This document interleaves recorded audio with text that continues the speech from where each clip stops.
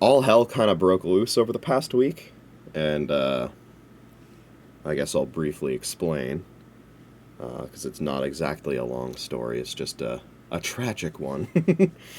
So, on Sunday, both my capture card and my keyboard decided to shit the bed on the same day. Which I was planning on streaming that Sunday night to make up for a lost stream that I didn't do on a previous weekend, which is actually what I'm doing right now. That's why I'm streaming on what would have been a Thursday night if I was able to go live earlier. But my body demanded more sleep than I was anticipating, so here we are now. Gonna have to be a shorter backlog stream than I was hoping it would be, but it'll still be sufficient. It's fine. But yeah, so I did a Geometry Dash stream on, I think, Monday night that basically had a setup where it's the same setup that you'll see today, where basically it's so scuffed. My capture card does not work on my PC anymore. I've tried for hours to install the drivers and get things working again. It's not working. But it does still work on my laptop for some reason. So, what I'm doing is I have it plugged into my laptop, and I'm capturing the remote desktop window on OBS of the full screen capture software. Because, of course, the reason that I'm using the capture card for streams like this, and for Geometry Dash as well, is for this macro. Which means I don't need game audio. And even if I did, that would actually still work. It's just that I also don't need it to be like at maximum quality or anything. As you'll see, it'll be a little laggy, but it's better than nothing. Which is exactly what I need. I've had this capture card. This is the original Elgato HD60. I've had this capture card for over 10 years at this point. Over 10 years. I've had this capture card since Obama was in office. I've had this capture card since I was a sophomore in high school. I got it Christmas of 2015.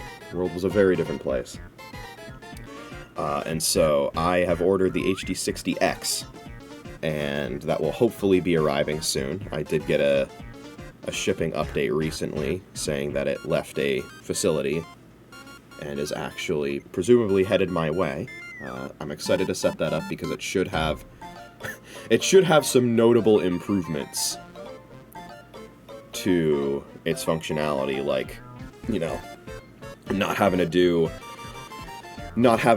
the you know, trial and error sync tests that I have to do for console game streams, because, like, you know, it's at like 800 to 900 milliseconds of delay, and fucking it's different every time.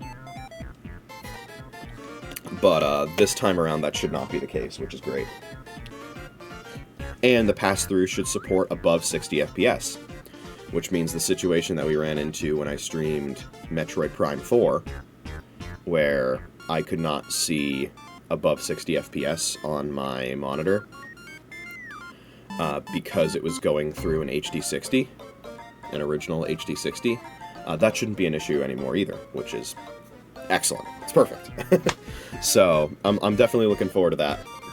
But it's definitely good that this happened during a period of time where I don't really need the capture card for anything other than the macro. Because if that was not the case, this would really be a problem. I'd probably have to take a stream hiatus while the capture card makes its way to my place. It is pretty lucky in that regard because, well, I might as well give a little bit of a preview. Not that this really narrows it down much. Let me vague post for a moment here. The next game on the backlog after X and after Pokemon X is a game that I will need the HD60X for. Well, that I'll need a direct capture card for, like the one that I have. Basically, what I'm trying to say, it's a console game. So, you know. In any case, though, let's get right into the backlogging, shall we? I think we shall. Elope pals!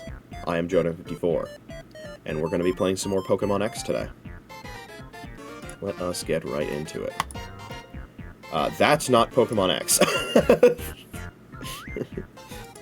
That's also not what the next game on the backlog is. Spoiler alert, it's not Metroid Prime 4.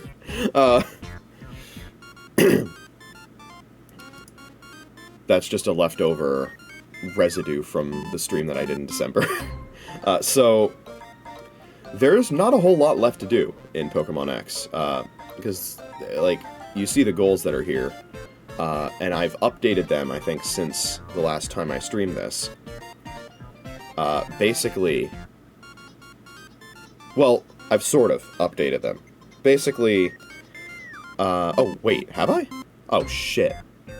I don't know if I saved. Okay. Well, here's the thing. That last... I'll go through all of them right now. And then I'll update it in real time. That'll make things even more exciting. So... There are 14 TMs left in the game. There are 100 total. We have 86 of them. 14 left. 12 of them are what we're going to be working towards today, which is Battle Mason, Battle Point grinding. There are 12 of them that you have to purchase with Battle Points. The other 2, you have to get at specific times of the day, which is really annoying and inconvenient. But that's what I'm planning on doing, at least for one of them, on Saturday. I don't know if I can get both in a single day. There might be restrictions on, like, you can only, once you get one, it's like, come back tomorrow, or something. So, that would be annoying, but it's also, you know, somewhat expected. I could see that happening. Let's see here. Okay, I do have it open. So, those are the 14 that are left. The post-game story we completed last stream. So that's all done.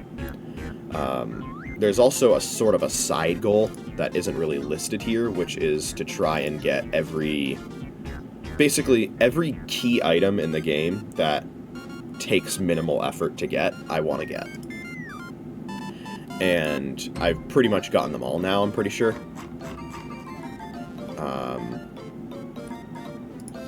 Yes, okay, yeah. The only remaining key items are ones that require having, like, special mythicals or legendaries in the party, or completing the entire Pokédex, which we're not doing during this backlog entry. We will address that when I have completed Pokemon Y on the backlog. Now then, the other 2 goals are actually very, very simple ones. Ah, yes, okay. So here's the thing, and by the way, I do have my new keyboard now. I just set it up before going live.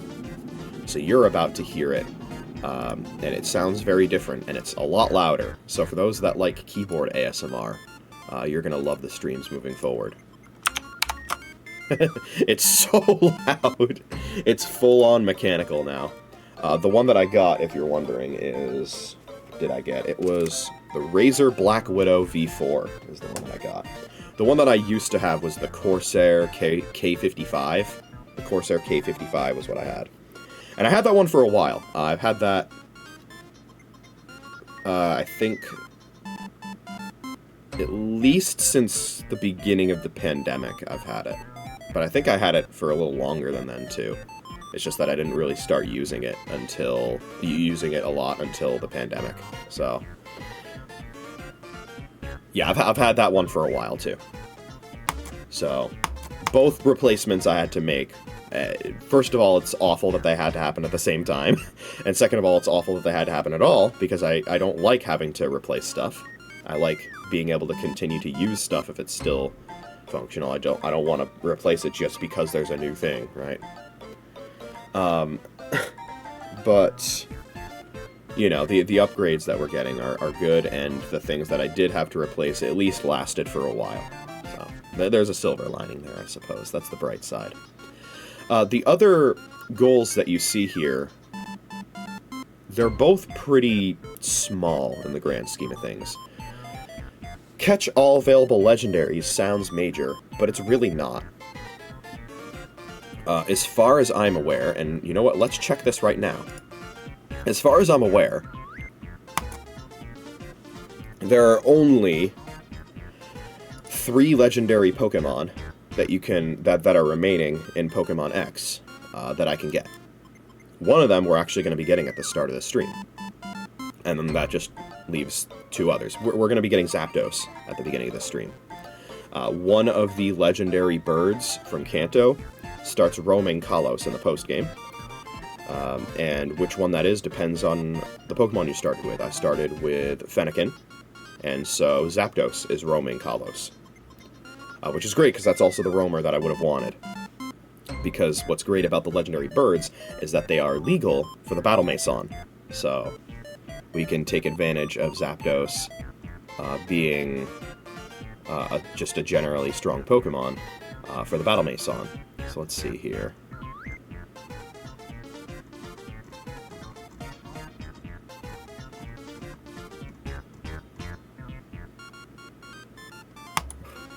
Yeah, because I would not consider Rotom to be a legendary Pokemon. We don't consider that to be legendary.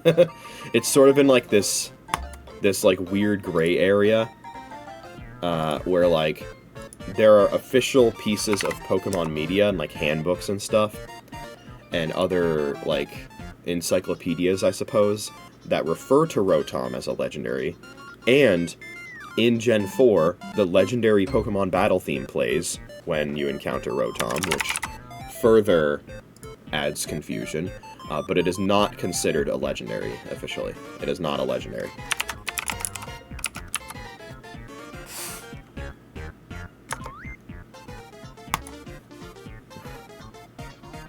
And it is in fact the only Pokemon in all of the series that has a legendary theme, but is not a legendary. So, yeah, that's a little funny, isn't it? Anyway, let me check to make sure there are no other legendaries that are like that, or no other legendaries that you can catch. I'm pretty sure there are none.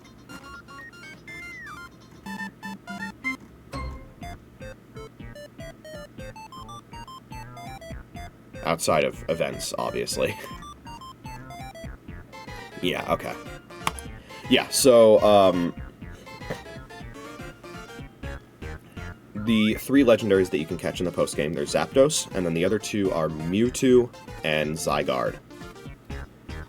So, that goal is very straightforward to get, because there are only 3 legendary Pokemon in the post-game, and we're going to be getting one of them today. There's only 2 left, and getting the other 2 are also very straightforward. They're just kind of in caves.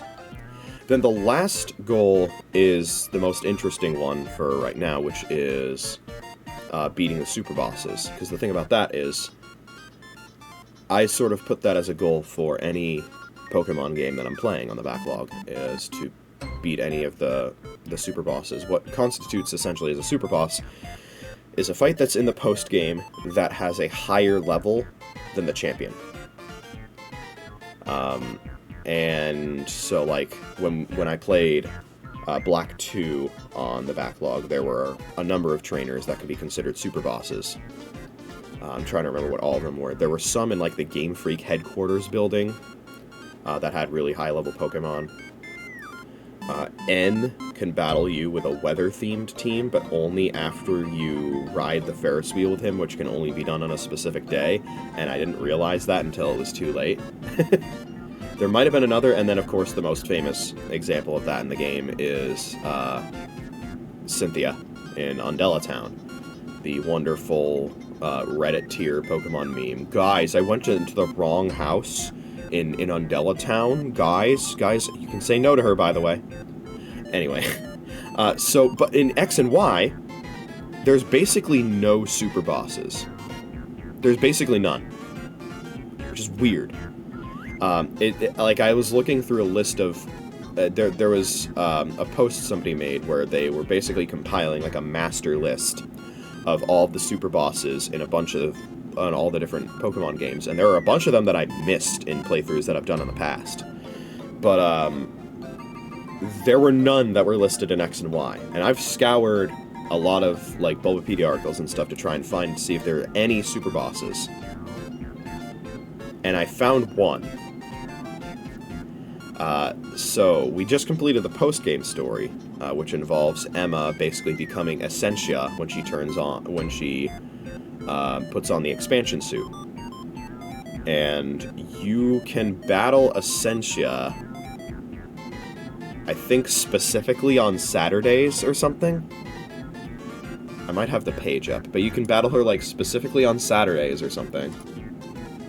And she has, like, 2 Pokemon, and both of them are at levels that are higher or close to as high as the champion. So, that's basically the only super boss, but that's also, you know, kind of anticlimactic. So I don't really want to keep that as a goal, you know? So, let me see if I have that here. Yeah, okay. Yeah, okay, Tuesday, Thursday, or Saturday. You can battle her, and she has 2 Pokemon that are both in the mid-level 70s. That's the closest thing this game has to a super boss. So we will fight Essentia the next time that I happen to be streaming on a Saturday, which will probably be the next time I go live, because it'll probably be past midnight. I'm streaming later tonight. And we'll battle her. It'll just be real quick, because it's only 2 Pokemon. But that's not really the goal that I want. But I also couldn't really think of anything else that I wanted to do on this backlog entry in terms of goals. But there is one thing that I've been putting off that I haven't had the time to do that I want to make time to do during what would end up being the finale stream, which could be pretty soon. It's almost certainly going to be sometime next month.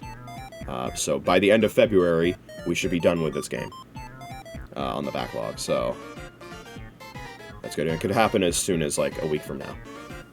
We'll see. But this is the other goal that I wanted to do. Oh, okay. I guess I have to rename it.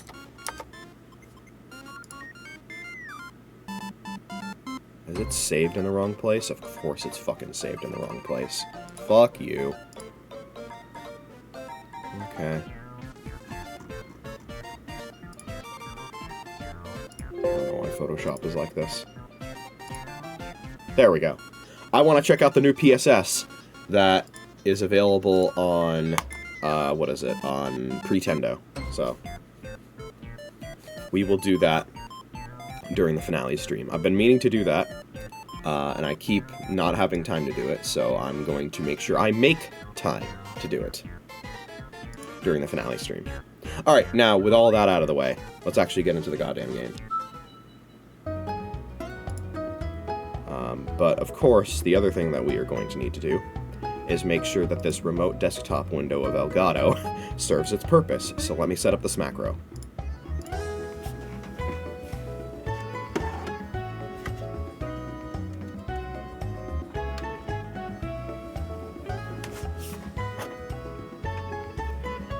By the way, so the last stream that I did,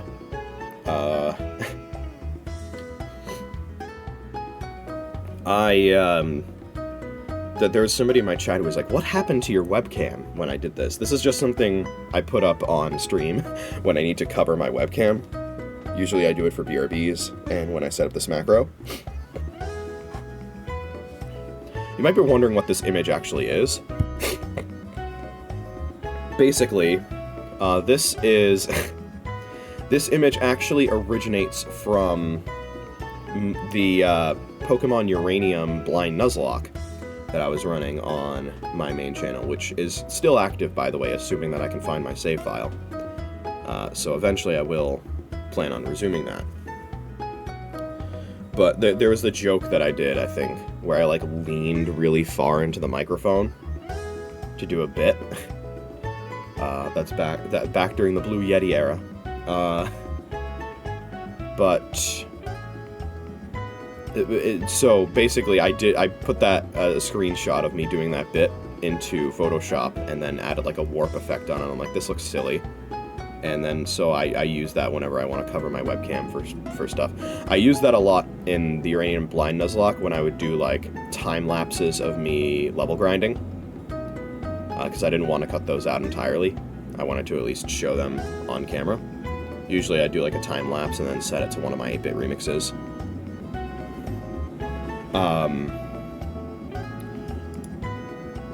And basically that's it, yeah. So this is... I'm trying to remember how old I was when I did this bit.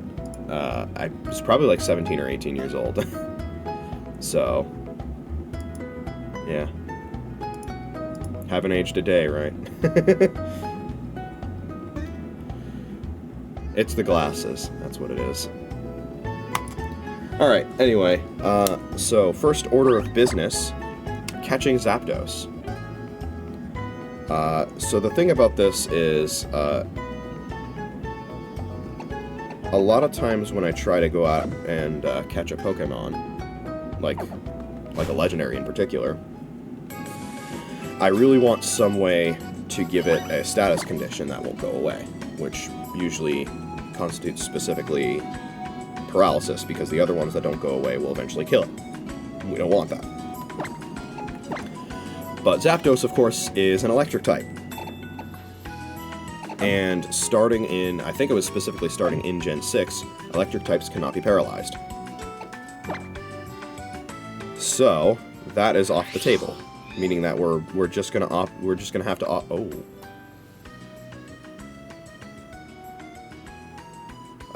okay, I think we're back. I suddenly saw my stream plummet to like 0 in kilobits per second. I think we're going back now. Okay. We're dropping frames like fucking crazy there. We're fine, we're fine.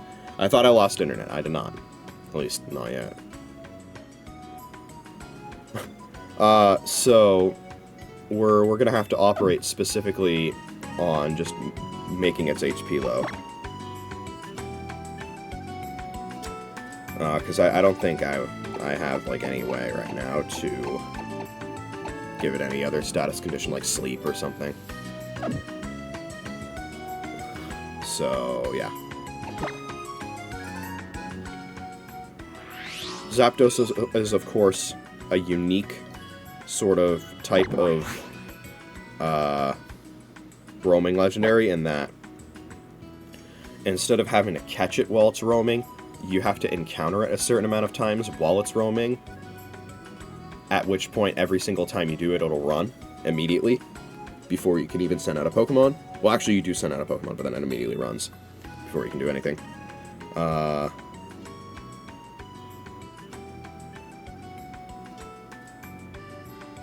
And then it'll migrate to the Sea Spirit's Den, where you can catch it as a static encounter.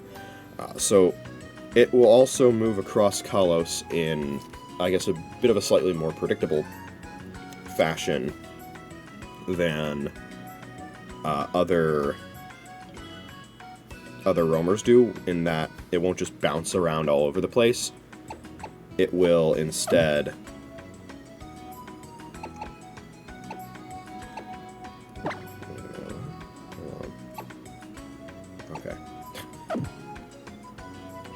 For a second, I thought I was showing the Articuno here. I was like, I haven't encountered that yet. How did I do that? So, basically, I'm going to try and fly to a place where I think it'll be nearby, too. And I think it only changes locations when you go through a gate or fly. So this is essentially a 50-50 to see if it goes to the route near where I am. Let's see.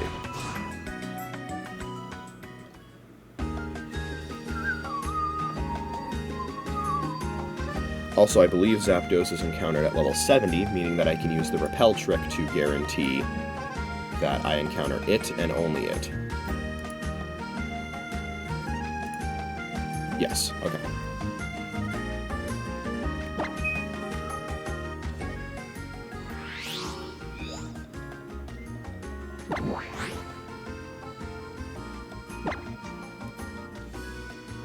Okay, that's not that.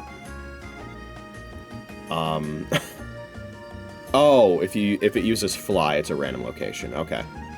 Understood.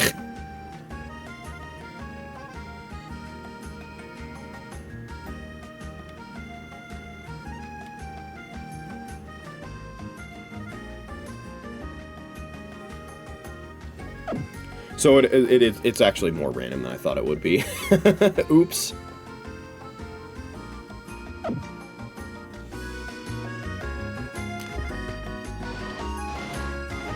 Going through a gate and flying is full-on random.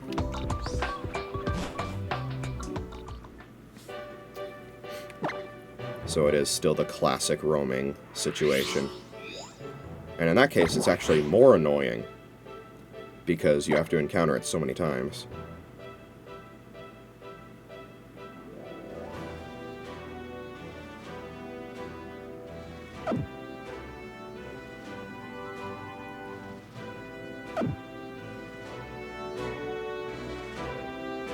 Although it didn't change this time, which is very interesting to me. Okay. It does say that it apparently might be on, like... Okay, thank you. It may be on, like, a timer or something? I don't know. This is weird.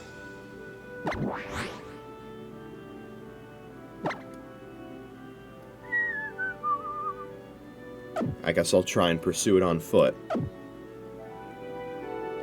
Because it does appear to be in the same location after I went through that gate. So it's gonna try and be a mad dash to get there. Oh god, dead end.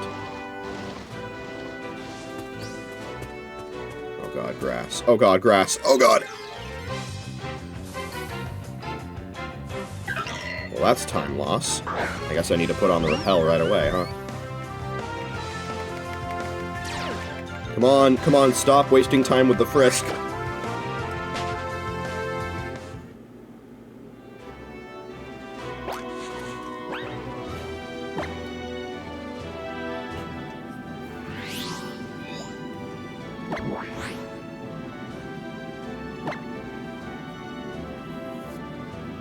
Now it's somewhere completely different. Okay.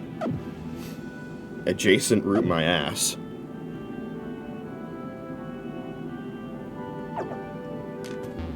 Yeah, so this is just going to be a huge pain in the ass trying to get this Pokemon.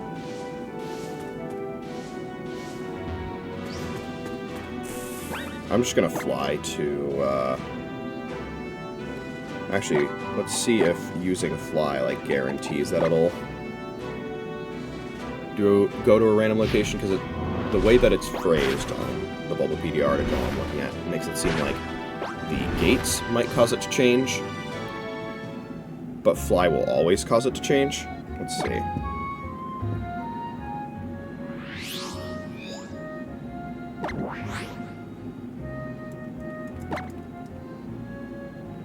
Yeah, okay. That is insanely annoying. What were they thinking? They were really like, okay. The roaming legendaries aren't annoying enough. Let's make them more annoying.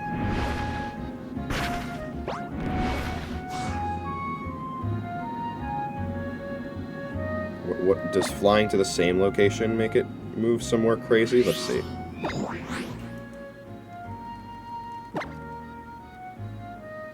Yeah, okay. Then I think the clear choice here is to try and fly.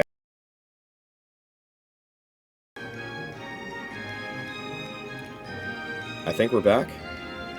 I think we're back. Okay.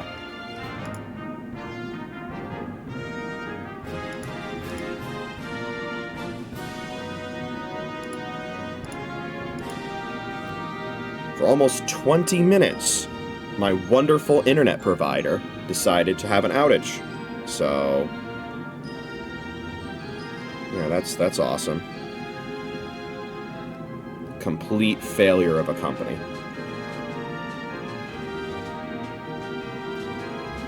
Let me see. Do I have... I do, don't I? Awesome. Okay. We move these to a better location.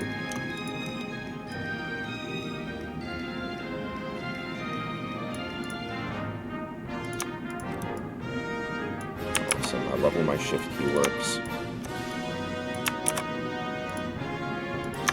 Cool. OBS is such a cool program.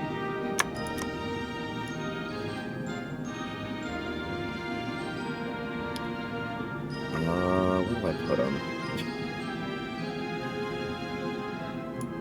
Put them here. There we go. And that will be there for the rest of the stream.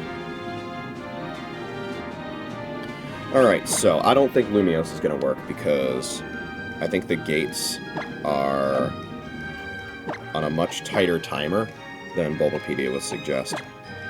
So we need to go to an intersection or city that does not have gates at its edges. I think Santaloon is one of those options.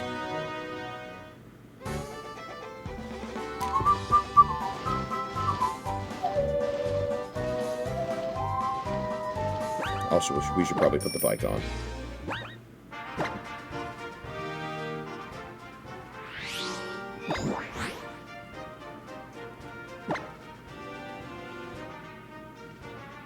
Okay, it's there now. God, closing a Pokedex takes so fucking long. Because, like, I do that and I cycle between a bunch of locations and it's probably in the same place.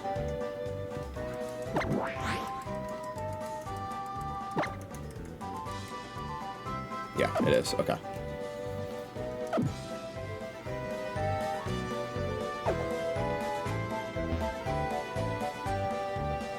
Yeah, okay, awesome. Still in the same location? Let's see. Yeah, it is. Alright. And this is what we'll do.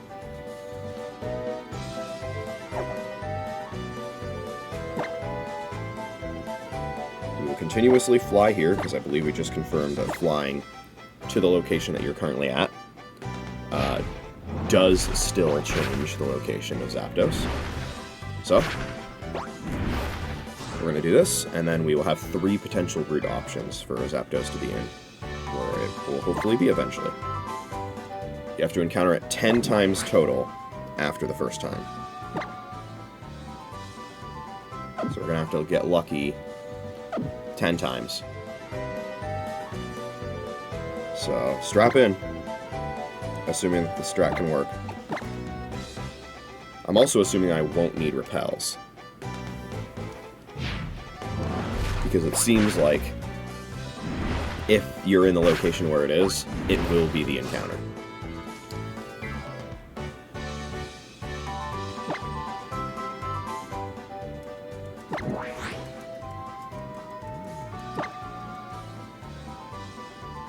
Okay.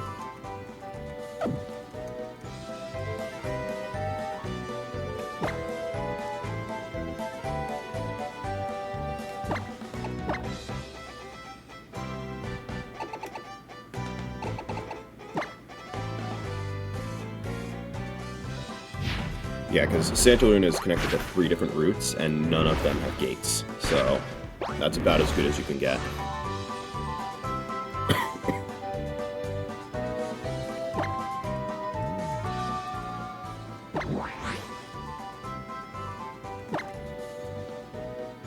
Aha, okay. Here we go, come on. Nope.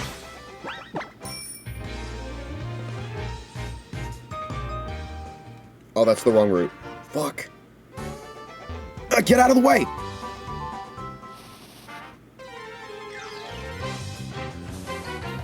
You have got to be kidding me.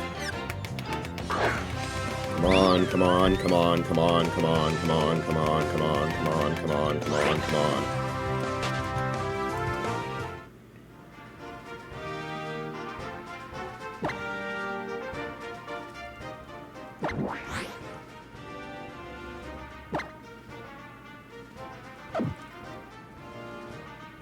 How? How did it move that quickly? It wasn't doing that before. It wasn't doing that before.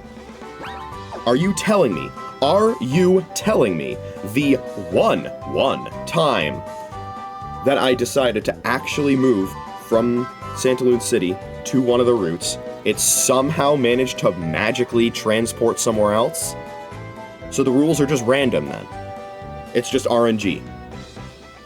Everything is RNG. Is that what's happening?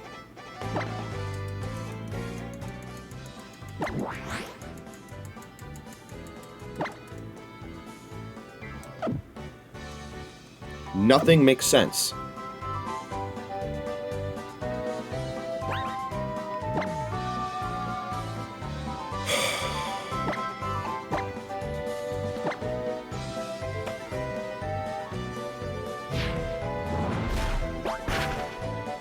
There's no guarantee my internet isn't gonna shit itself again.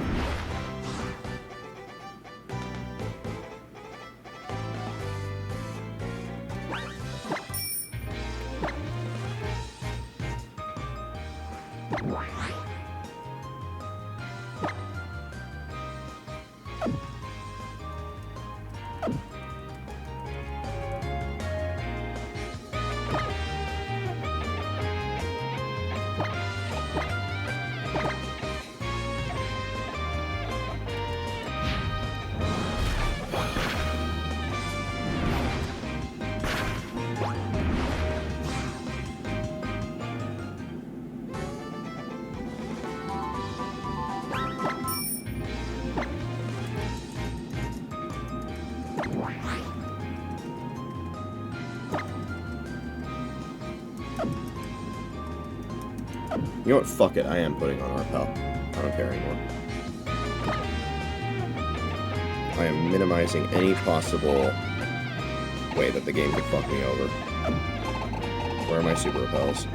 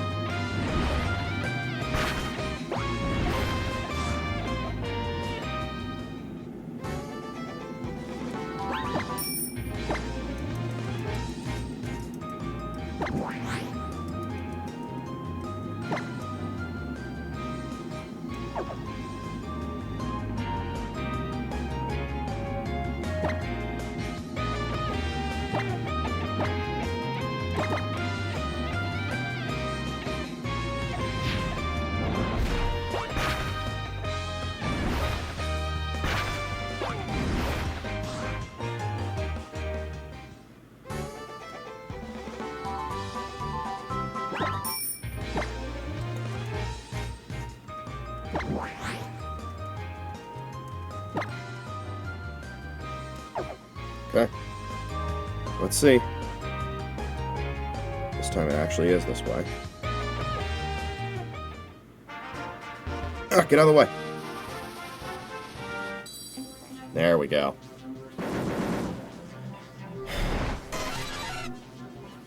At this point, I don't even know if the repel is necessary, and I don't care at this point.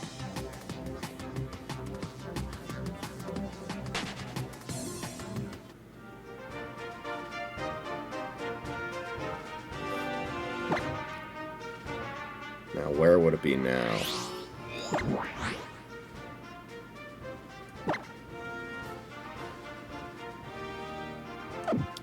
Pretty sure I have to pass through a gate in order to get it. I mean, we can check. No hurt in that, right?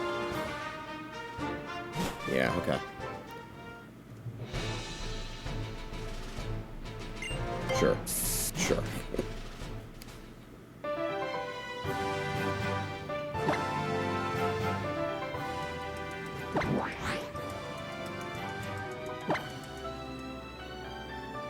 It's still there, apparently. Come on.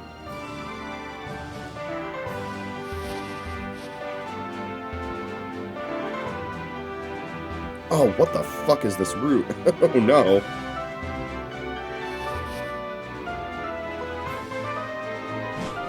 Through another gate? Yeah. It's not looking good for the odds. Yeah, I don't think there's any chance.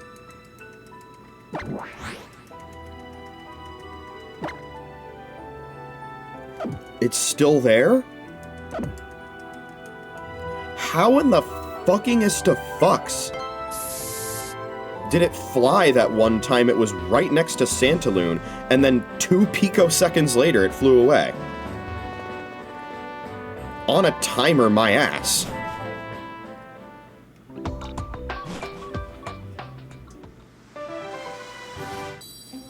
See?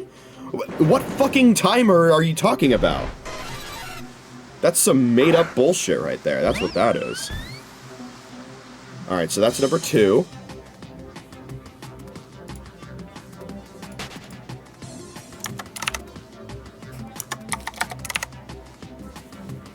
So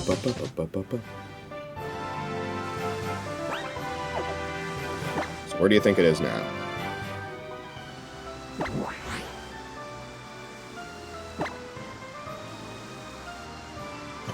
All the way back over in Santaloon, okay. Where we just came from. Get out of the fucking way!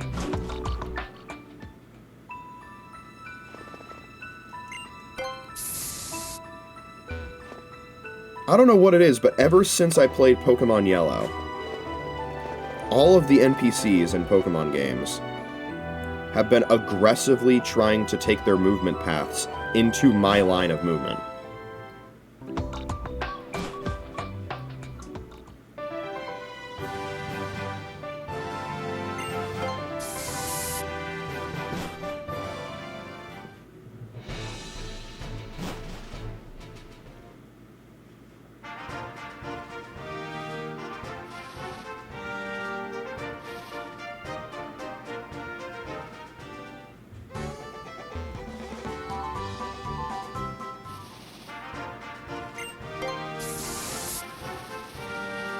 Okay, I think I was too slow that time.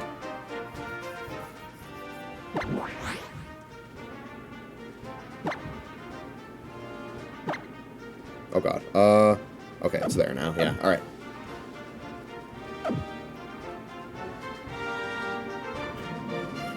Alright, back to flying.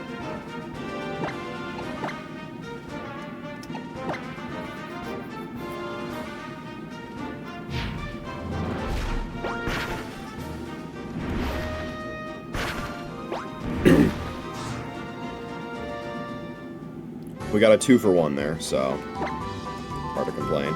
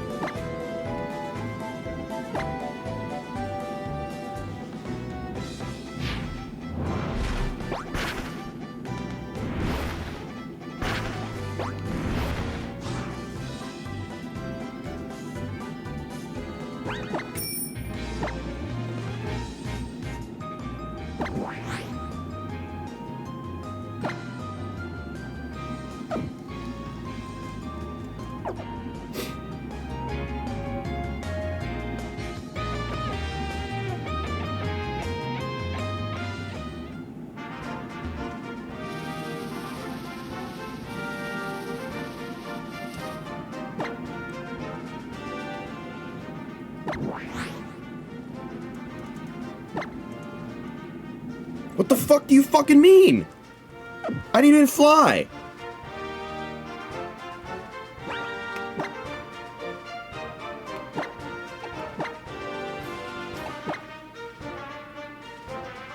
Fuck this game, man. Doesn't even play by its own fucking rules.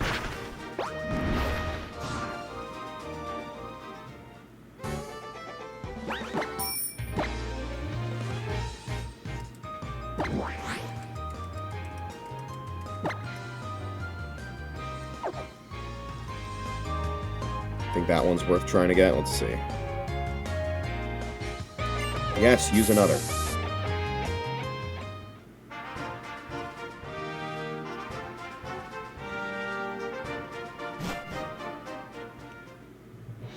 Because this is a gate, so... But it didn't move last time. It didn't move last time I went through a gate.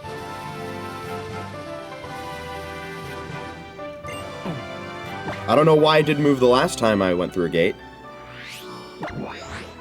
Why didn't it move the last time I went through a gate? If it's gonna move every time I go through a gate.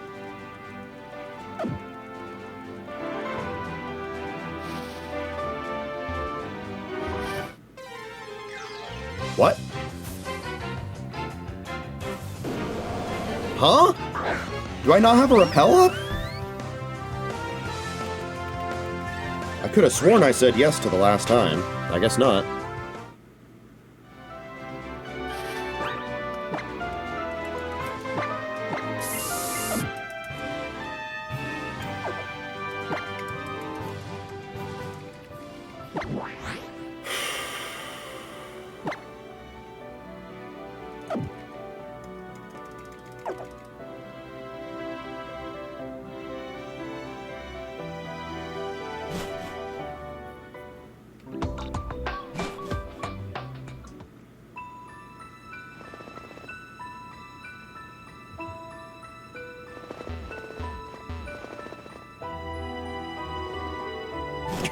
The sheer amount of gates I'm going through.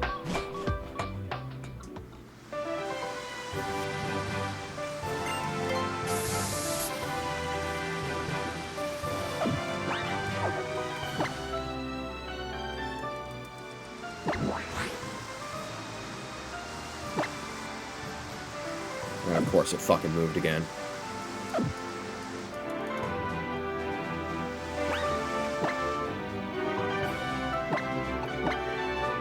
What an absolutely wretched method of trying to get these legendaries.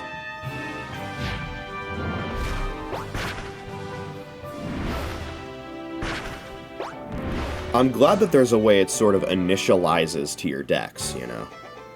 But, like, everything else about this is, like, the worst way I've ever seen to catch a Pokemon in the series.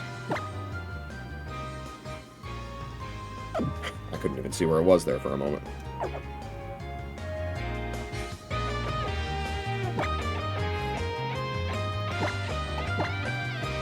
There's just a random fucking bullshit chance it'll move on its own. For no reason.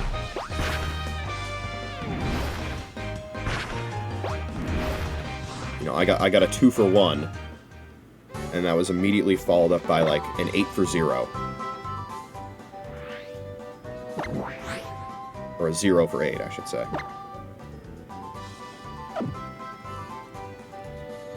It's not even worth pursuing that one. Fuck you. No, not doing it this time.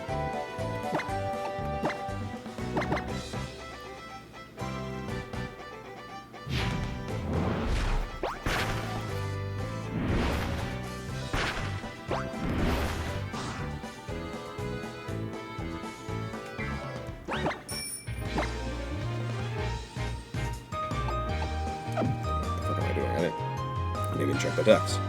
Come on!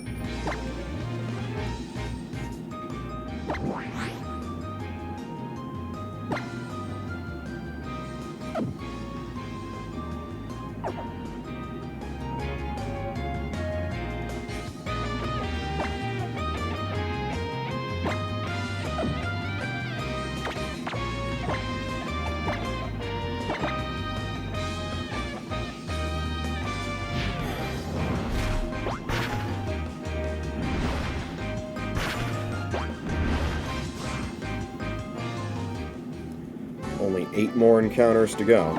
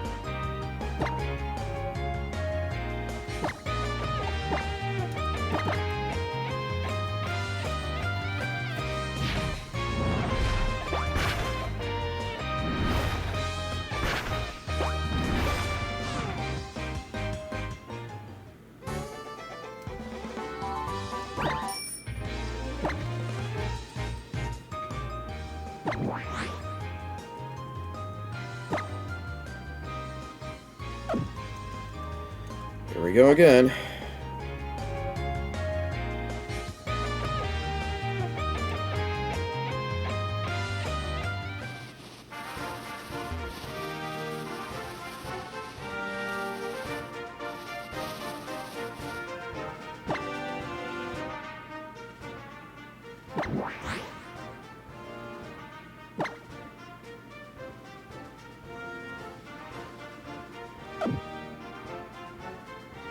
What is happening?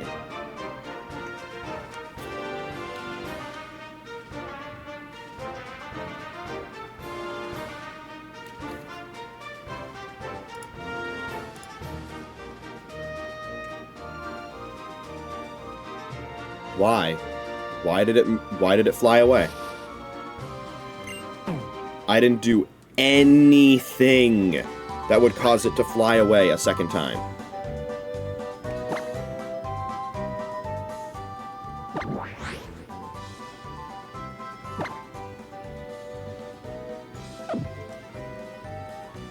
Fuck this fucking game, man. What an absolutely horrendous experience this is.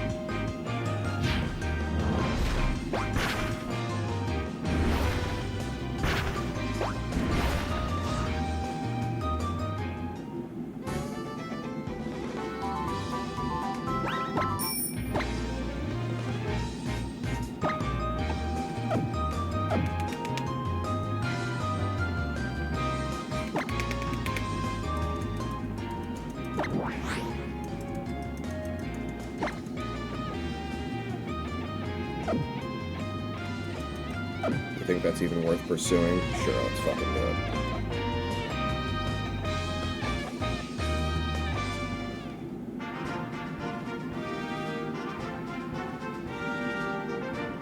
I'm gonna check every step of the way to see if I'm wasting my time.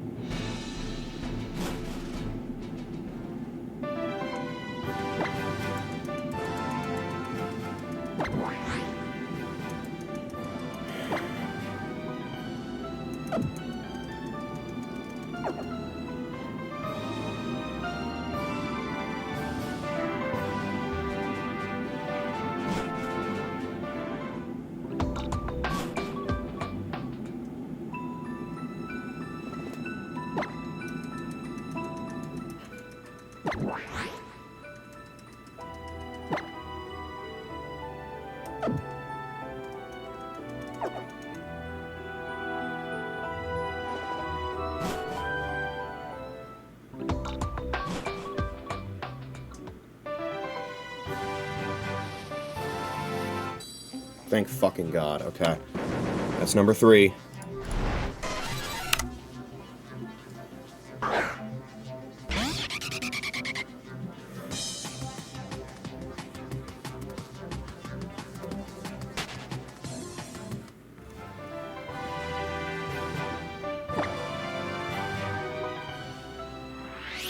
Based on how long it takes running through the grass to find it, I think Repel is actually necessary.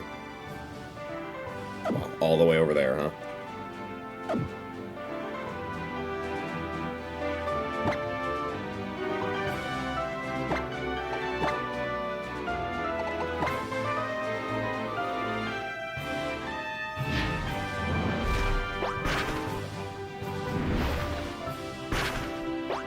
Only 7 more to go.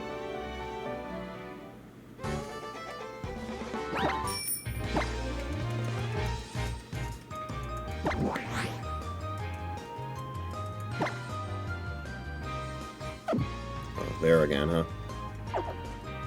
Alright, if you say so.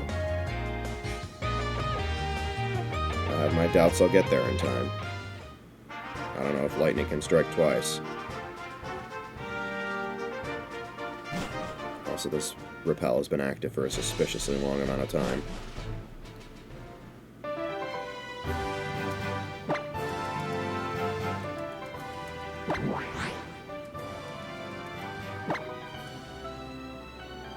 Uh-huh.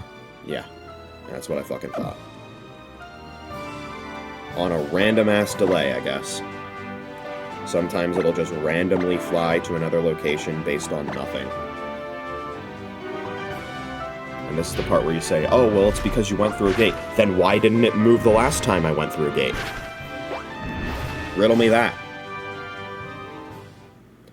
Why did it randomly fly to other locations despite me not having gone through a gate?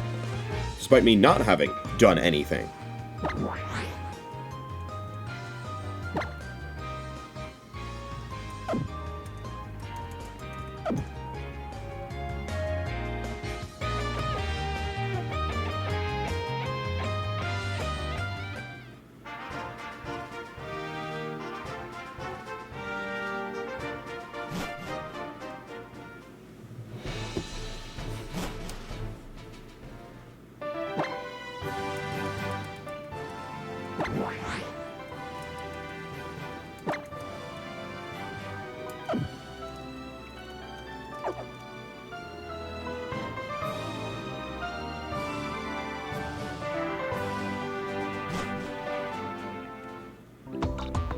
Oh my God!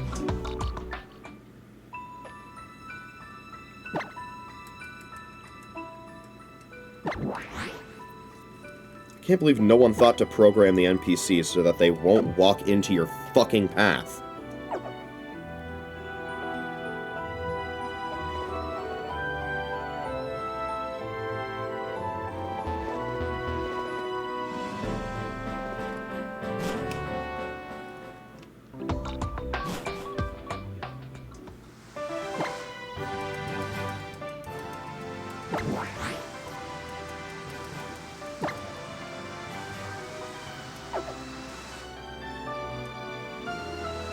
move. Thank God. Okay. It really likes this route. It's good for me, I guess. Maybe it's because it's raining there. But and it does know rain dance, so I guess that's what we're gonna go with. It does in fact know rain dance.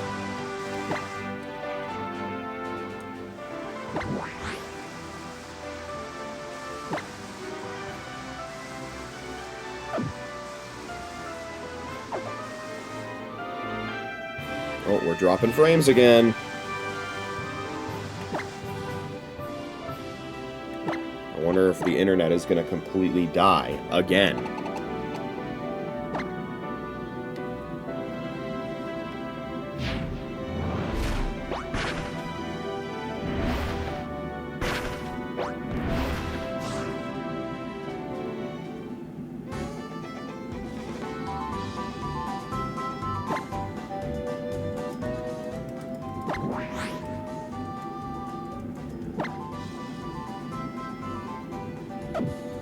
I think that's too far away.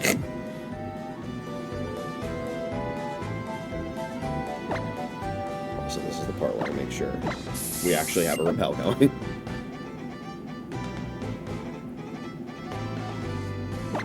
Wait, hold on. Hold on, hold on, hold on. I have a sneaking suspicion that if I... Shut the fuck up! That if I do this... It's gonna somehow be in another location now. Let's see.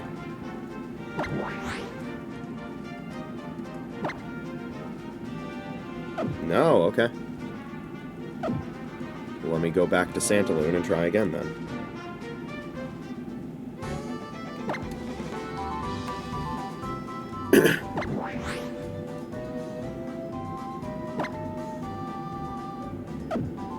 It says, traveling normally will provide a small chance for the roaming Pokemon to change routes.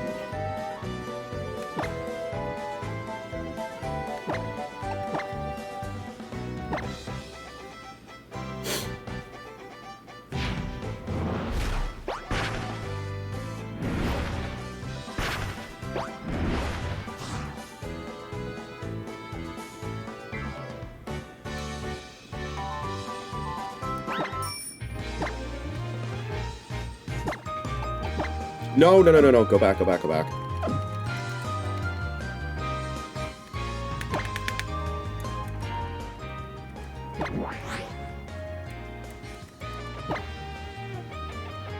Okay.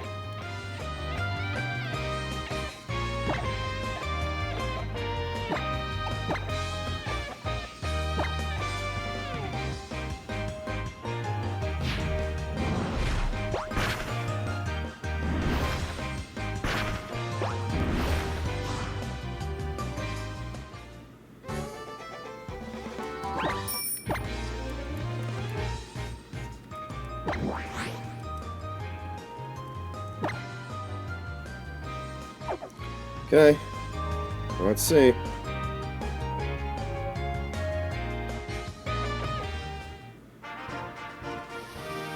Nice. Alright. Halfway.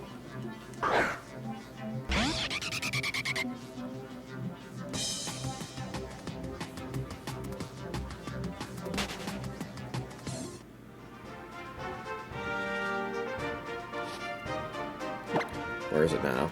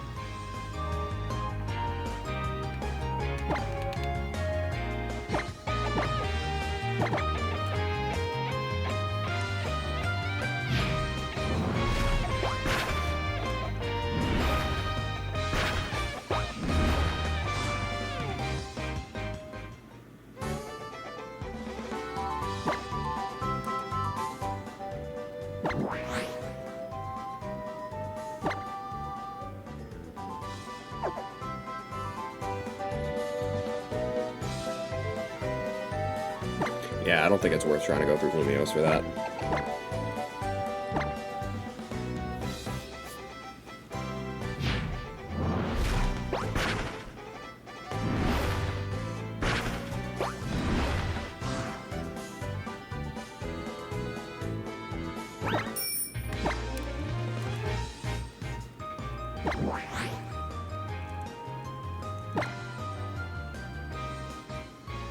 What the hell is it? Okay.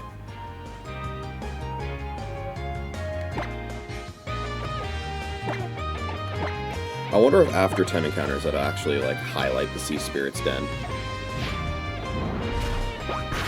I assume it will.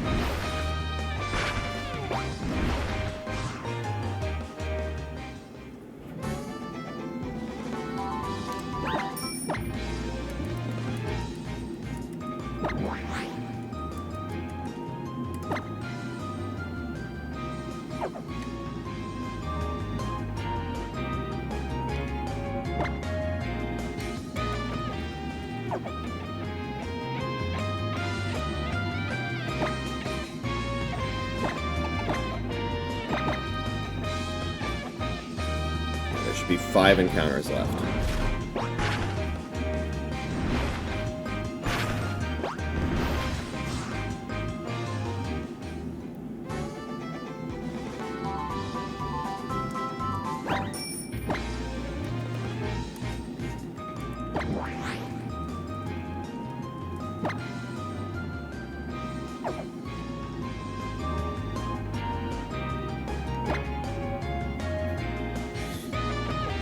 I guess this is letting me work towards the fucking,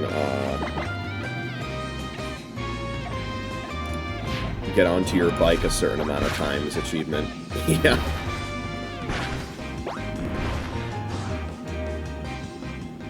Because there are medals for riding your bicycle up to 500 times.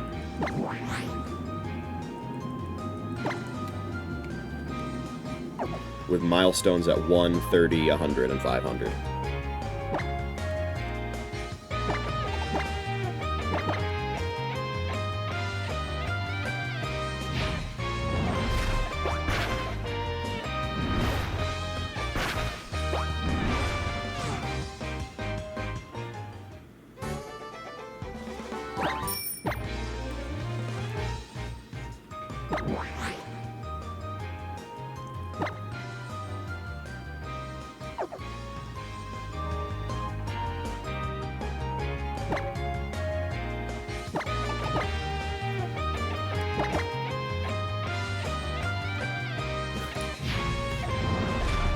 Also, what I find interesting is, so you can get the Oval Charm from completing the Kalos Pokedex, but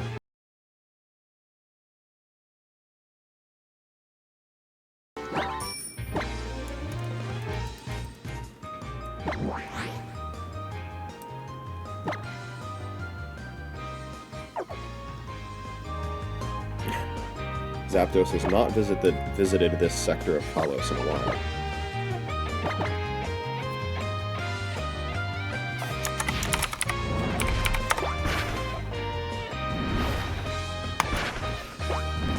Right, okay, that's what the Oval Charm does. I'm like, I have a feeling it has something to do with breeding.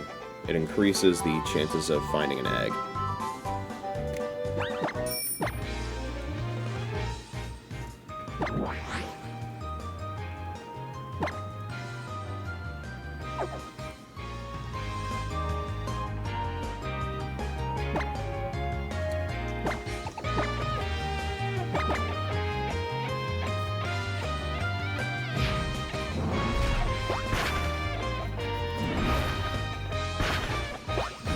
Yeah, the Kanto legendary birds are excluded from the requirement to get the Oval Charm in this game. I think I can see why.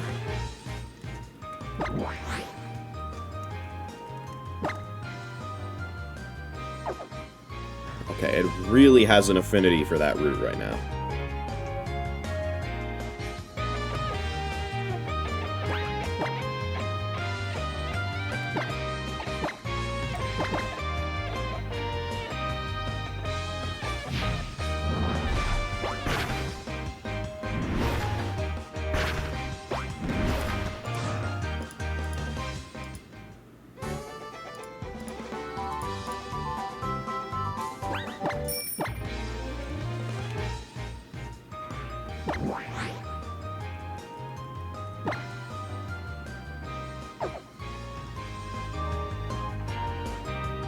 we're dropping.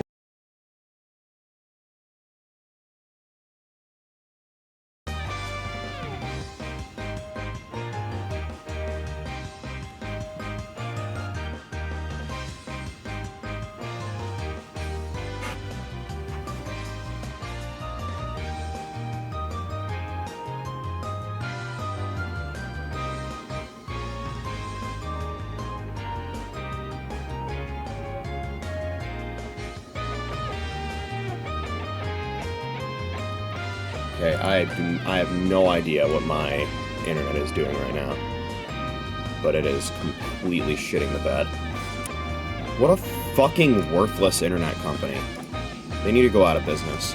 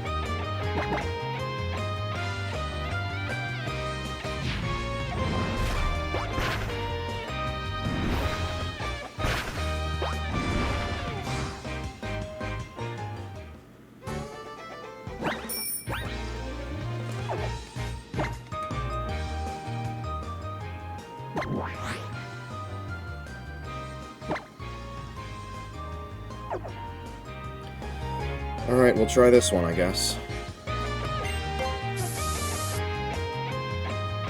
Check every step of the way. Just kidding, I'm just gonna try and make a mad dash for it. And then check once I'm there.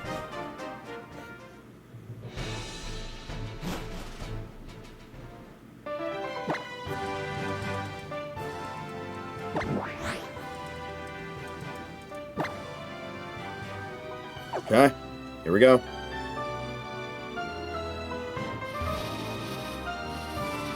There it is. Alright, that's number 6.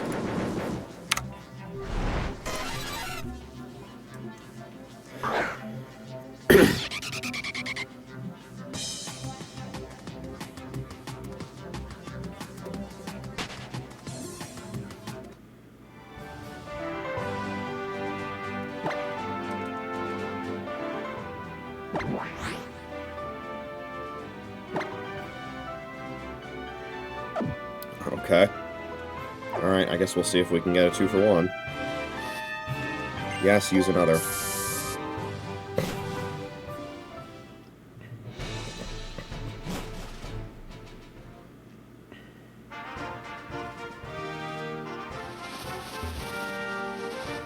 Fuck yeah, let's go. That's really good.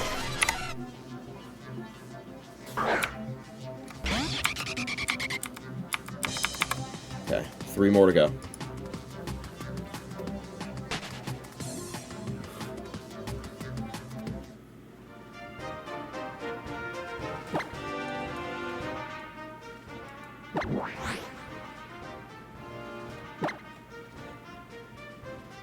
Okay.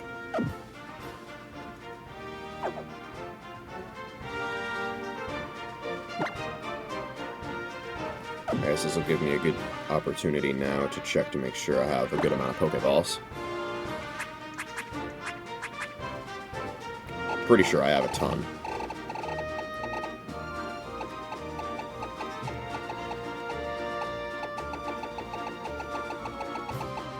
Oh yeah, we got plenty. We are Gucci.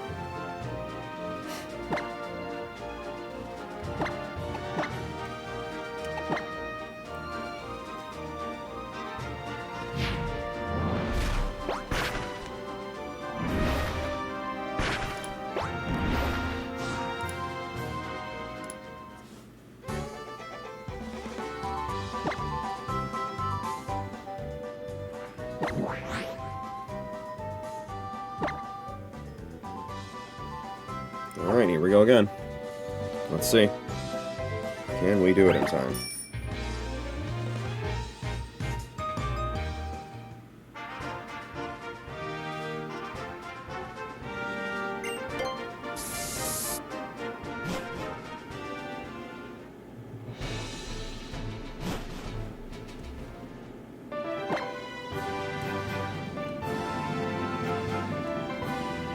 What the fuck? The Pokedex took like 3 years to load that time.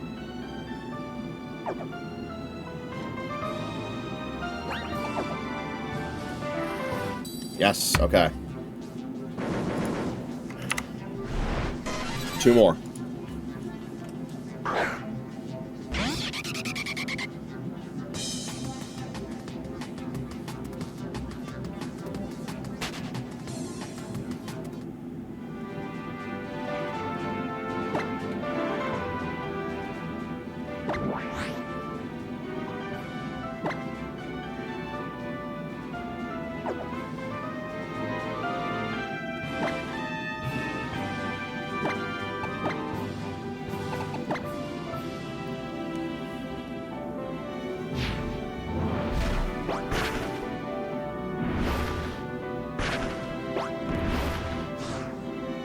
Oh, interesting.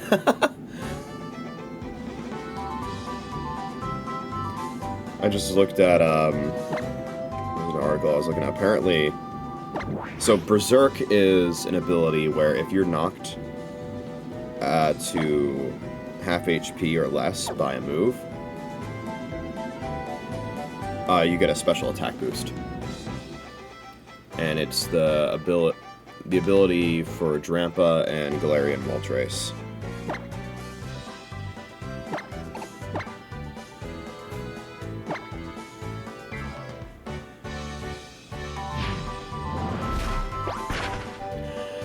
But this is the interesting part. If the move that knocks you to half or below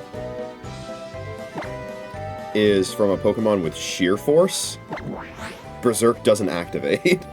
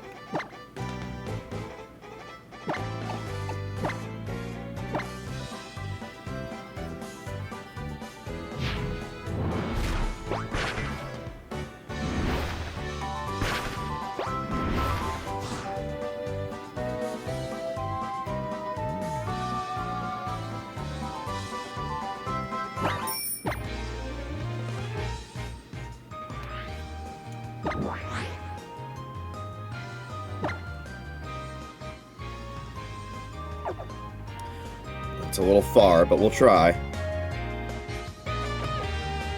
That's pretty much at the edge of where I'd be willing to try and bike my way to.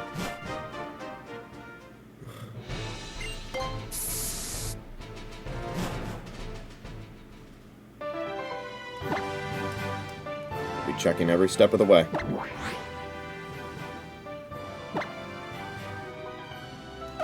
Okay. Keep going.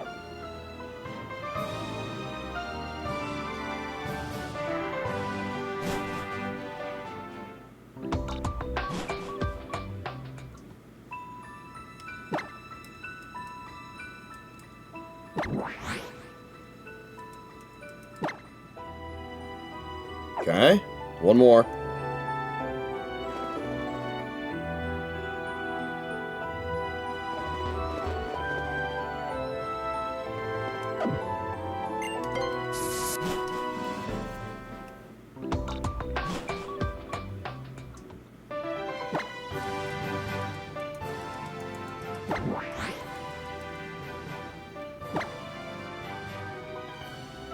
Okay.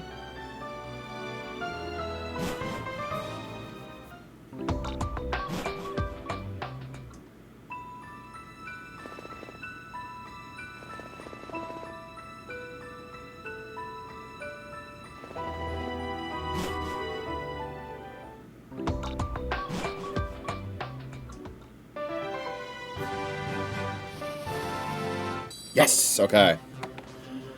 One more.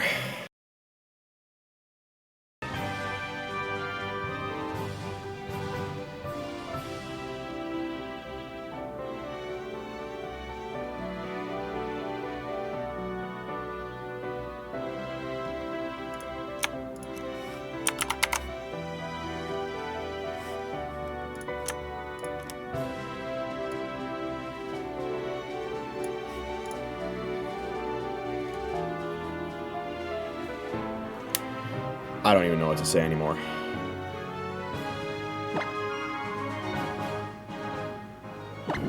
Where is it now? Probably somewhere completely different.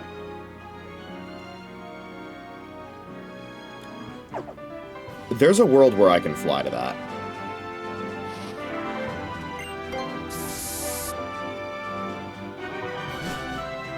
I do have to go through this gate first, though. So... the odds aren't good.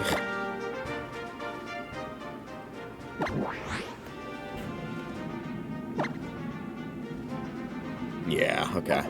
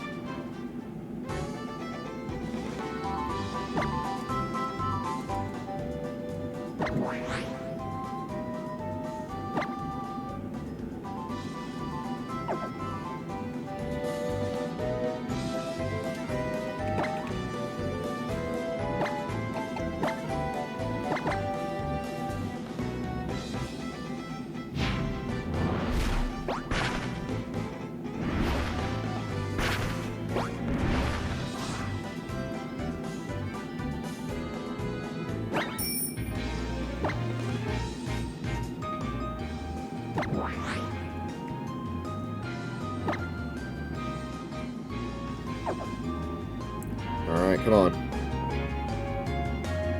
Let's end this shit.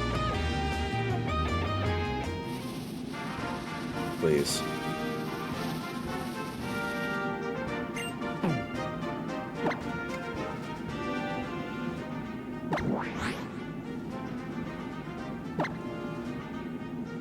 You son of a bitch.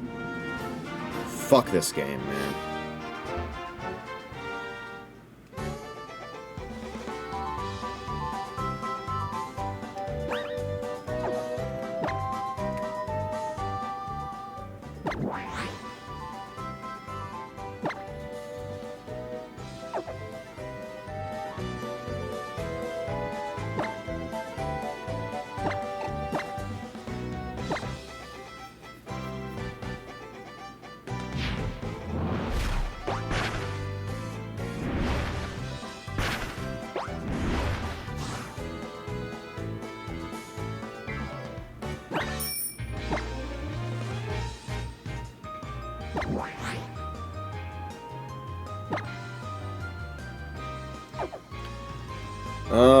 There's a world.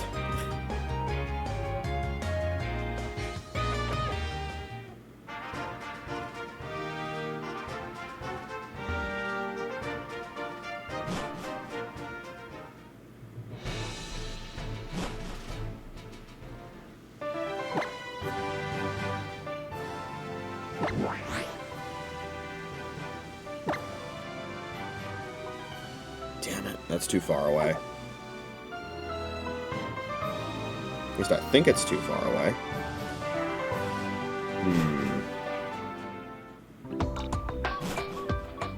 There may still be a world.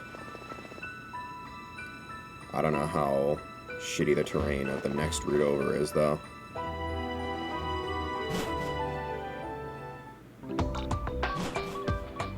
Because I think that's through Quarry Way, which doesn't have gates.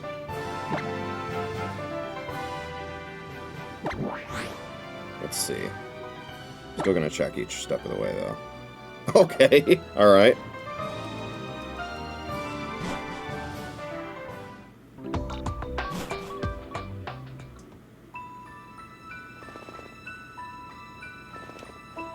That works.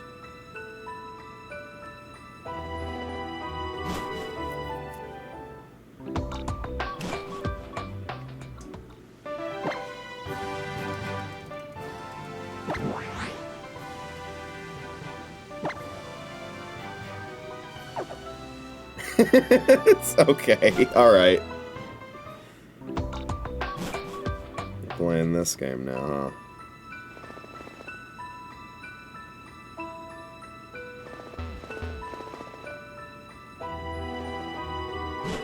I almost rode my bike into the Pokémon Center. That would have been tragic.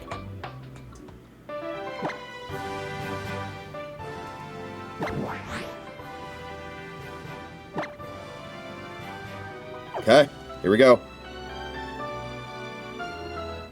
Oh, literally the first grass patch. Or flower patch, rather. That should be the final one.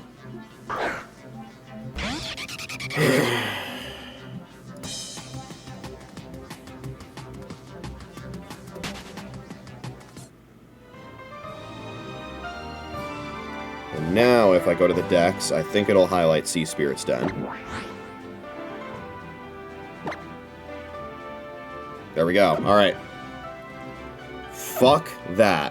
I've been live for like 2 hours, and it's finally over. All that. Now, a lot of that, of course, is a combination of how terrible this mechanic was, and also some of the worst internet problems I've ever had while streaming. I want this company to burn to the ground. But that took a very long time. That was literal Chinese water torture.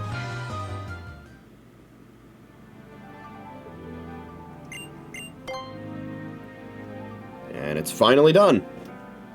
It's now a static encounter. In the goddamn Sea Spirit's Den. It will no longer flee.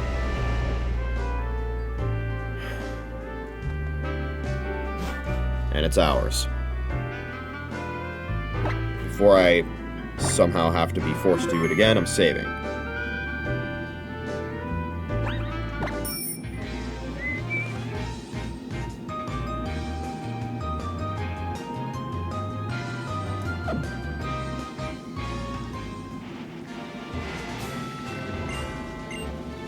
Oh, do I not have a surfer with me? Fuckers, I'm gonna have to ride the monorail all the way back now.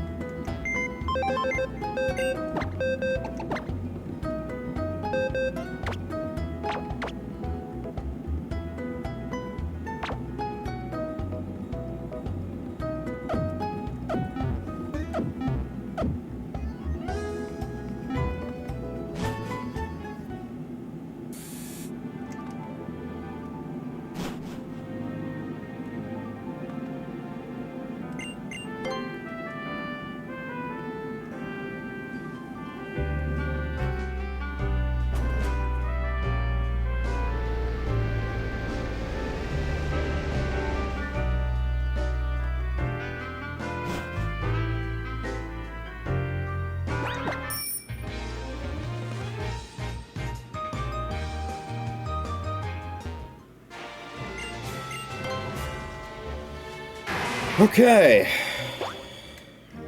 Let's make sure we have a repel on.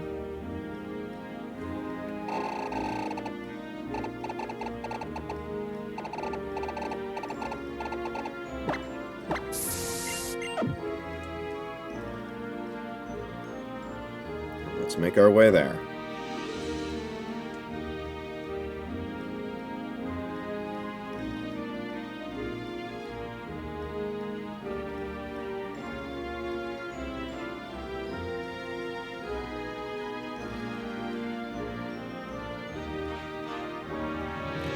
Shot. Oh, no. Thank you, arrow-shaped grass patch, for telling me I did not overshoot. That's perfect, actually. There we go. Alright. Let's figure out who we want to lead with.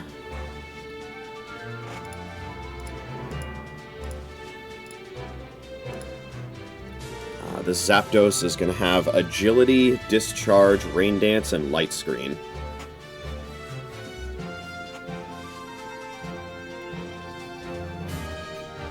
So its only attacking move is Electric type.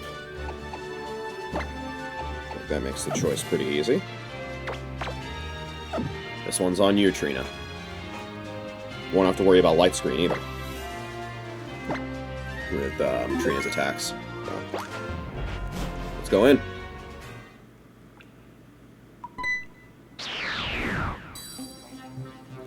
And now we get to hear this music without worrying about it immediately stopping because it flees.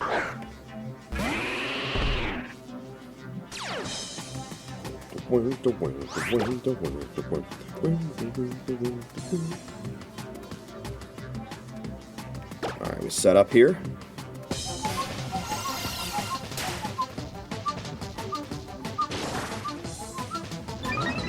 Oh yeah, and Bulk Up's gonna break the light screen, or the Brick Break's gonna break the light screen.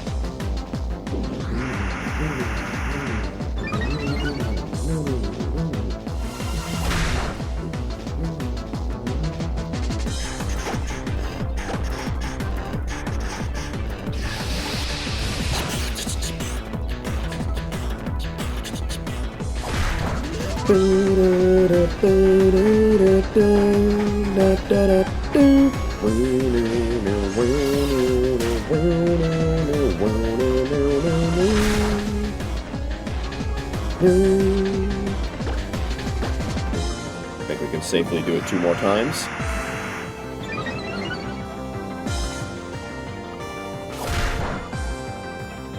Yep. It's not dead to crit, so we'll do it 1 more time. This is so good, man.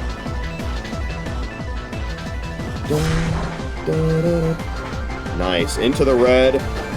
Let's start throwing Pokeballs.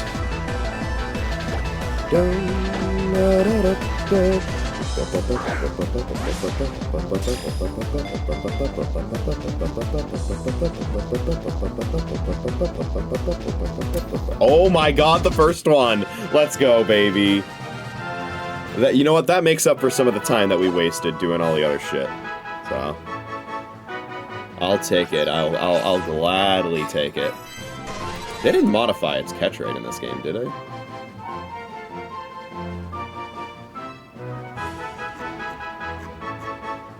Yeah, I don't think so. So that was just a raw first ball. Nice.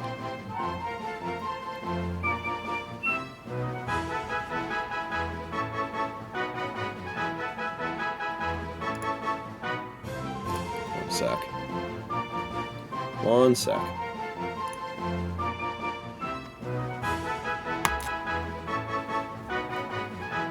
Alright. Said to appear from clouds while dropping enormous lightning bolts. It is, of course, electric themed, which makes the choice of nickname very easy. We are, of course, going to nickname it Eleg, keeping with the theming. And Eleg is going to be one of our Battle Mason Pokemon, which is why I went ahead and caught it right now, instead of waiting until after we have every TM in the game. Because I anticipate Eleg being very useful in the Battle Mason grind. And with that, we have our full Battle Mason team now. So let's fly over to Kalud City.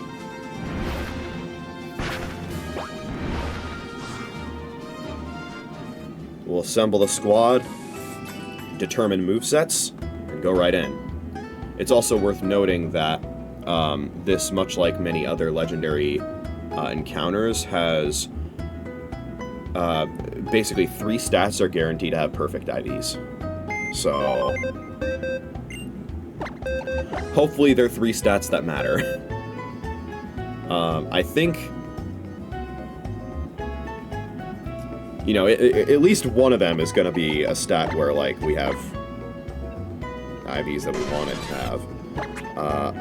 That's, like, the worst possible nature, though. A Brave Nature Zapdos? I almost want to reset to get a different nature. I'm not going to do that, though. But that's awful. Brave Nature Zapdos. Insane.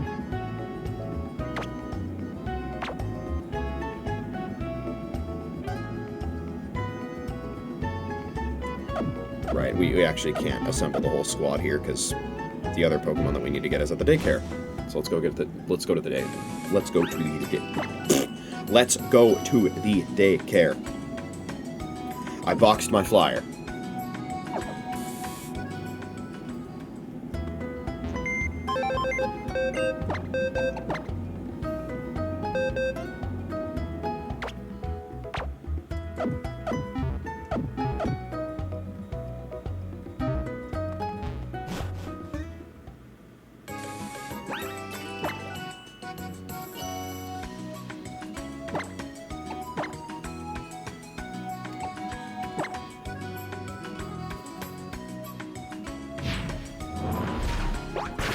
I wonder what level Oswald's gonna be at now.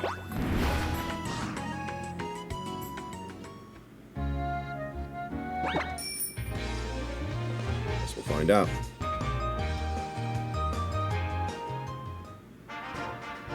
Nothing's at the berry fields, right?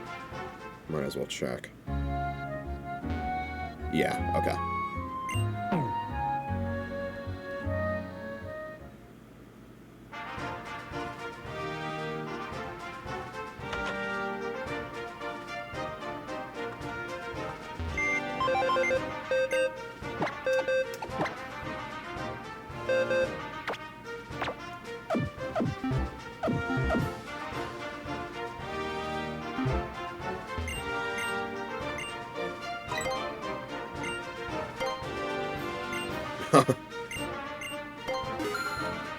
It's grown quite a bit since we brought him into the daycare. Alright, so we have the whole squad here now. Our team for the Battle Mason is going to be Oswald, the Mega Evolvable Lucario, Scarlet, the Aegislash, and Eleg, the Zapdos. Now, Scarlet already has the held item and moveset that I want her to have. Oswald already has the held item I want him to have. So it's a matter of setting up Oswald's moveset and setting up Eleg's moveset and held item. I don't know what held item I'm going to go with Zapdos. I know Specs is a good option, but I don't think there's a way to get Specs without spending battle points. And I don't want to spend battle points on things that aren't TMs, because that's what we're here for. We're not here to get win streaks. We're here to get battle points in general, which naturally come quicker with win streaks. But you know, optimization and all that. So let's see here. Choice specs. Yeah, 48 battle points of the Battle Mason. What about Wise Glasses? That was the item I used on Zapdos and Brilliant Diamond, after all. Also 48 battle points of the Battle Mason. Yeah, so I would think we probably are either going to use I assume none of the other choice items. Well, obviously the only other one that I could use is the Scarf on Zapdos to help counteract its brave nature. Yeah, okay, that's also Battle Mason only. So, in that case, I'm probably just going to run a Lumberry on Eleg. That's usually a safe bet. Citrus is also an option. But status is usually more debilitating. I did not mean to... Stop! I did not mean to use. I meant to give. Okay. Let's figure out movesets now. So I think I already figured out a kind of moveset that I would probably want on Oswald. Hopefully I wrote it down somewhere. Yes, okay. So let me look again at Oswald's stats.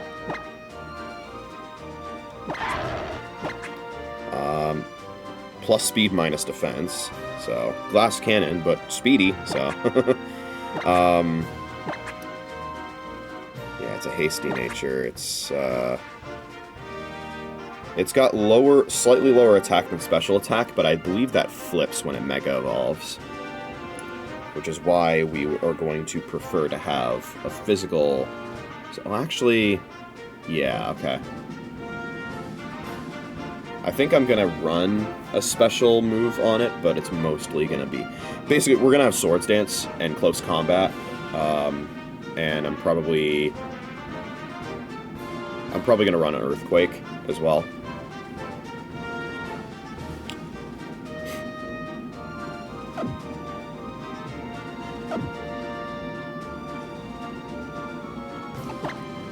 And what's nice is that the majority of those we can give via TM. The beauty of going through all of these TMs is that we can easily just put them on whatever Pokemon we want.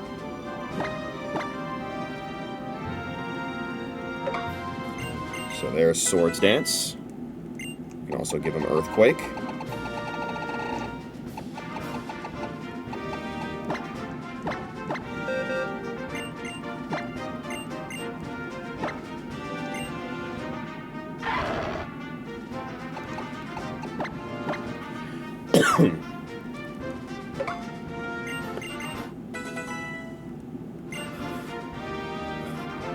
We definitely want to give Lucario good stab moves because it gets adaptability upon Mega Evolving, which makes the stab bonus for same type attack bonus double, I believe. That is what it is, right? I can't spell. There it is. Yeah. Increases the stab from 1.5 to 2. Which is a really good ability. Especially on a dual-type Pokemon.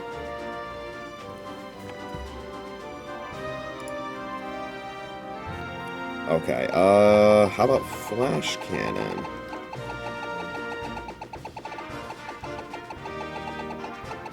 There it is. Flash Cannon is the special move I'm considering running on it. Let me check Lucario's Learn Set, though.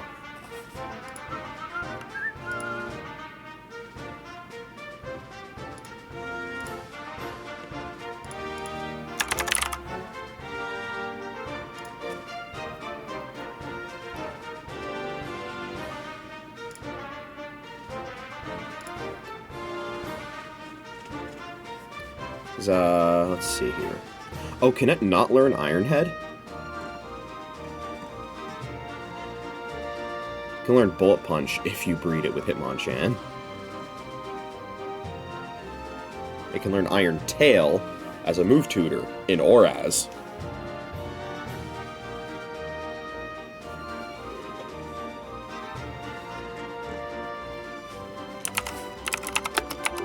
Yeah, no, it cannot learn Iron Head, and that was me, that was not you.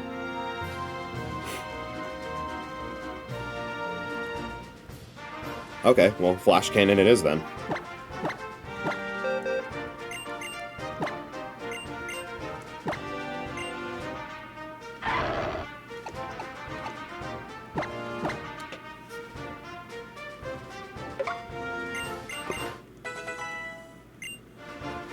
Now then, close combat. It learns at level 55. Okay. So... Wait, no, I can heart scale that, actually. It learns that at level 1 as well, based on this learn set. So let me fly to Dendemil. Wait, let's check to make sure I have a heart scale first. I would assume that I do. We'll check just to be sure. Heart scales are not hard to come by, so if I need to get one, I will.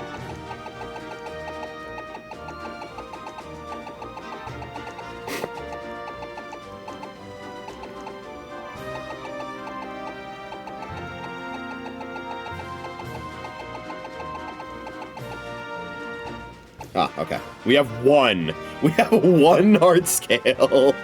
Okay. Well then in that case, let me look ahead at Zapdos' moveset. To see what I want to give it.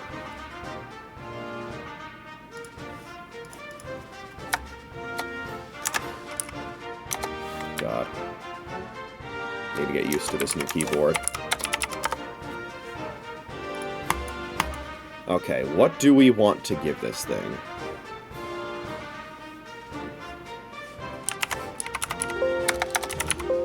You're gonna hear that sound a lot, because I'm Control-Fing, so...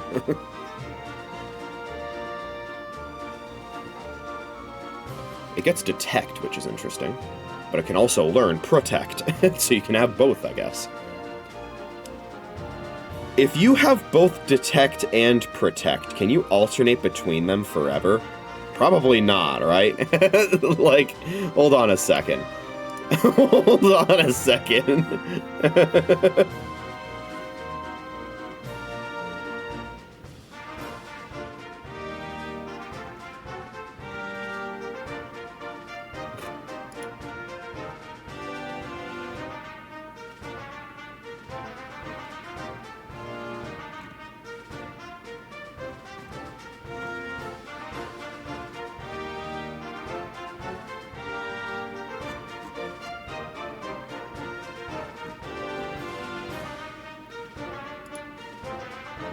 Not that that would be very useful in the setting of Battle Mason, unless I was, like, trying to stall PP, which there are better ways to do that. So let's see here. I would say we definitely want to give it Thunderbolt. It can learn Volt Switch, right? That's another move we're probably going to want. Yeah, okay. Well, you know what? At least it's not minus special attack, right? At least it's not Adamant, but Brave is really bad.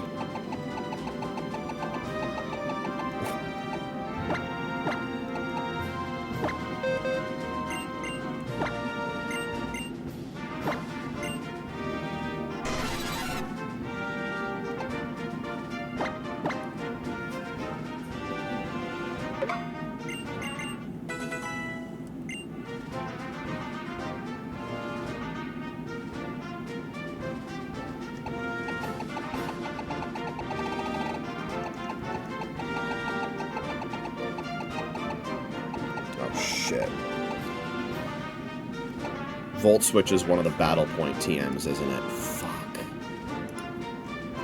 Yep, it's 48 Battle Points. God damn it. Okay. That's annoying.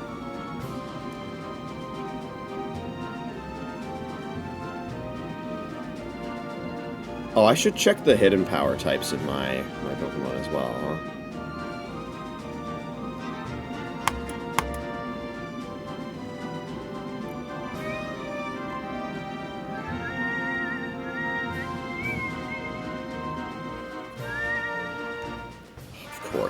It only gets Heat Wave in Oraz. Fuck, man. This thing gets, like... this thing gets, like, no special coverage that's not normal or electric.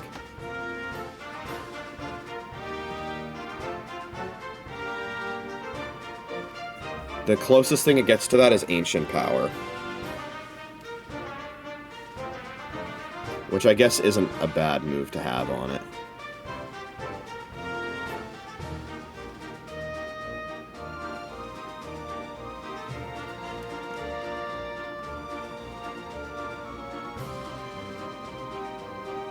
It gets roosted.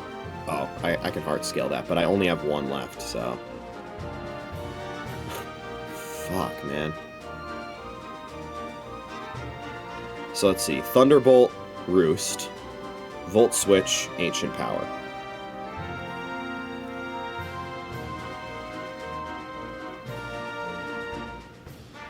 Ancient Power's not very strong, but if you get the AP boost... In Gen 3, it could learn Extra Sensory. So if I transferred it from Gen 3, it could have Extra Sensory.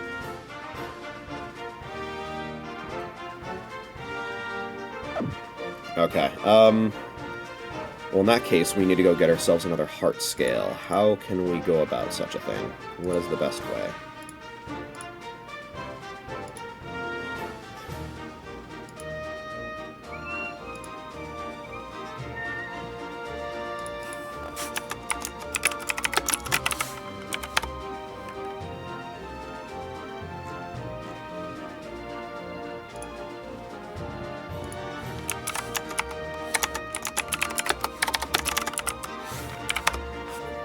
Okay, oh, apparently it's a recurring hidden item. On Route 8.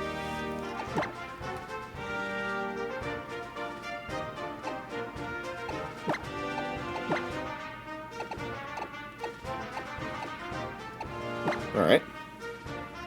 If you say so.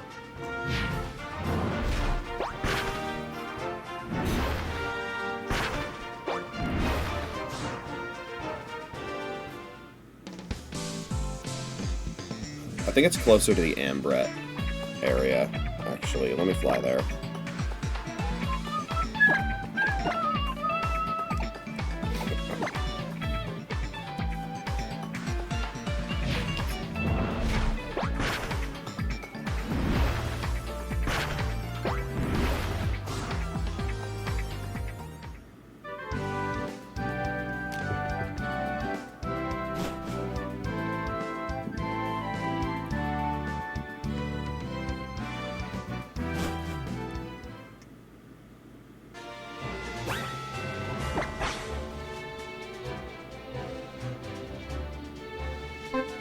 Mm-hmm.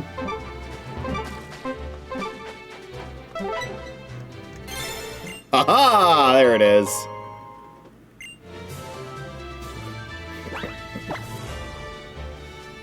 Alright. Now, before we hit go on getting those scales...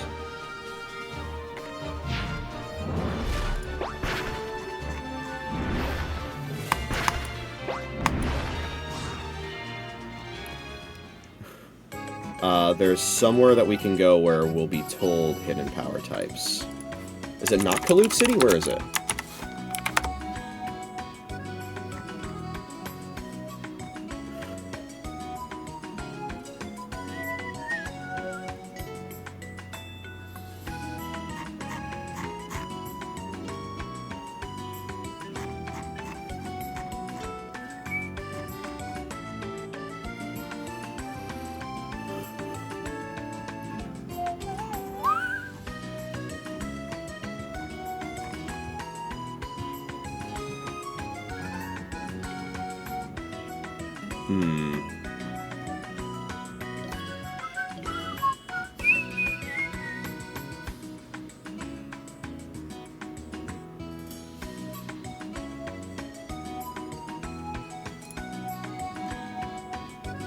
Anastar. Okay, it's Anastar.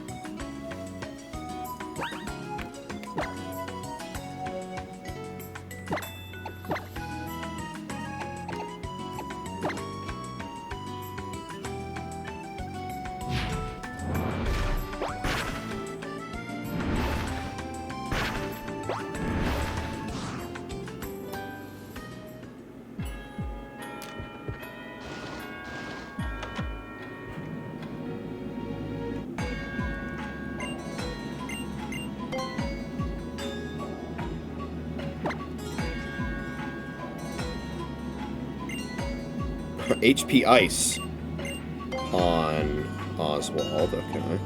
How about Eleg? HP Dragon? Really? Okay. That's not very helpful.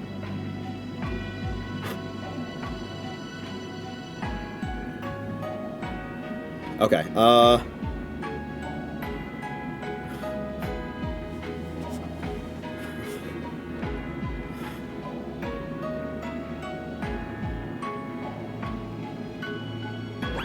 let's see here. In that case, yeah. To Dendemil we go. We're going to use both scales. And then our movesets will be ready. And then it's Mason time. I'm trying to think of who the best lead is. I'm not sure.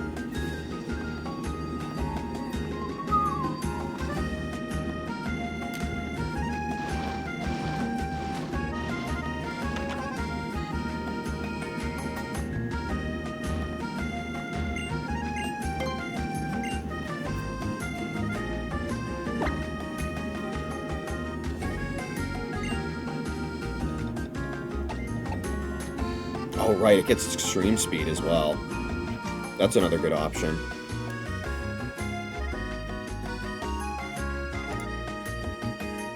Yeah, extreme speed, it also can get Dark Pulse or Poison Jab. I'm gonna go with Close Combat, though, because having a strong stab fighting option on Mega Lucario is gonna be really important. Again, keep in mind, Mega Lucario is banned to Ubers on Smogon, so it's probably at least decent in the Battle Mason.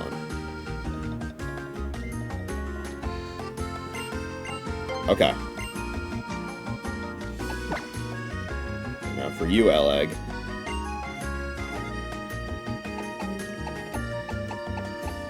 Let's get you Ancient Power.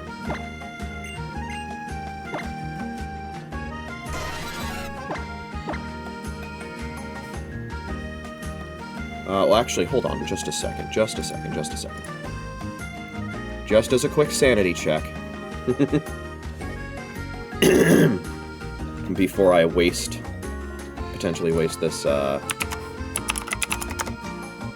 TM. No, okay. Ancient Power is not a TM.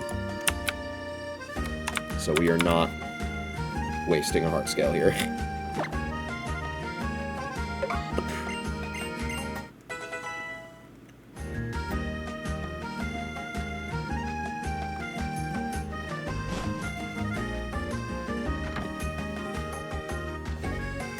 Oh, wait a minute.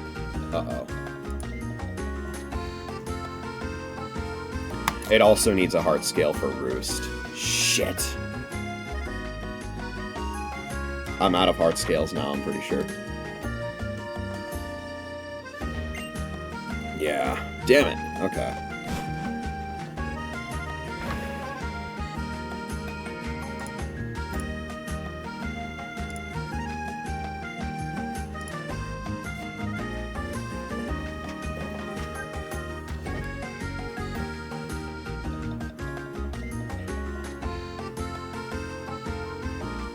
There's a 50% chance that Wild Love this get it. Damn. That sucks. Oh well. And Volt Switch is a TM that we don't have yet. So, I think for now, I'm just gonna give it Thunder, so it has a Rain Dance Thunder combo potential.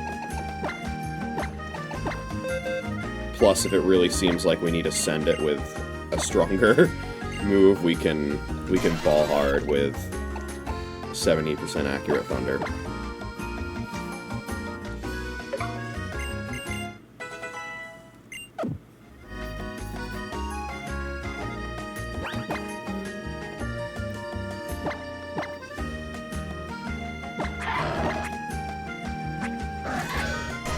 And those are going to be our moves.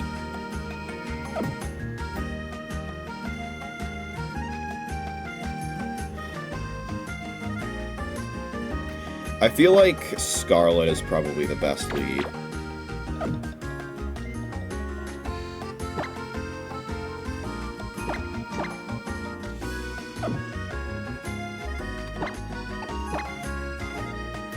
Alright, to the Battle Mason. Probably have time for about an hour's worth of battles.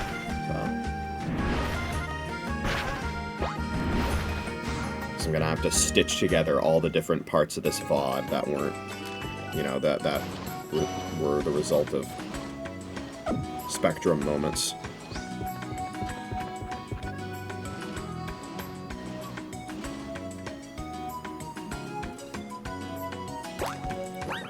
Okay, let's not forget to do this as well. Y'all ever just turn off battle animations to flex on Pokemon Scarlet and Violet?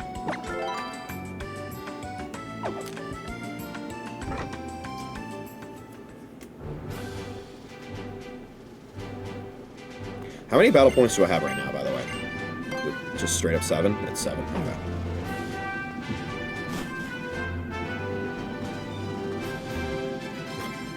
Get used to this music, because we're going to be hearing it a lot. It's going to be like the Battle Tower in BDSP. Alright, let's do this thing.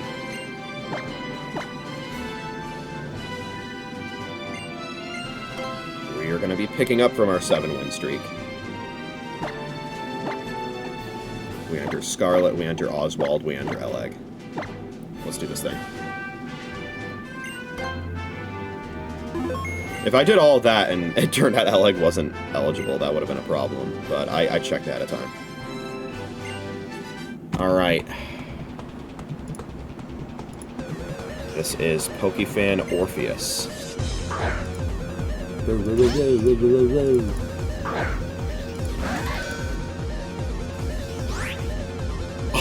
Oh. Okay. Daniel and the cooler Daniel, I see. I'm gonna Swords Dance on his ass right away. Oh, we both have Shadow Sneak, I see.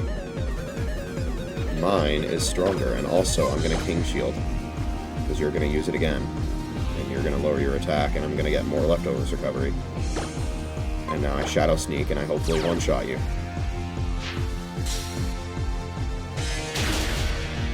Nice. Now we're at +2 attack. We're in a very good spot now.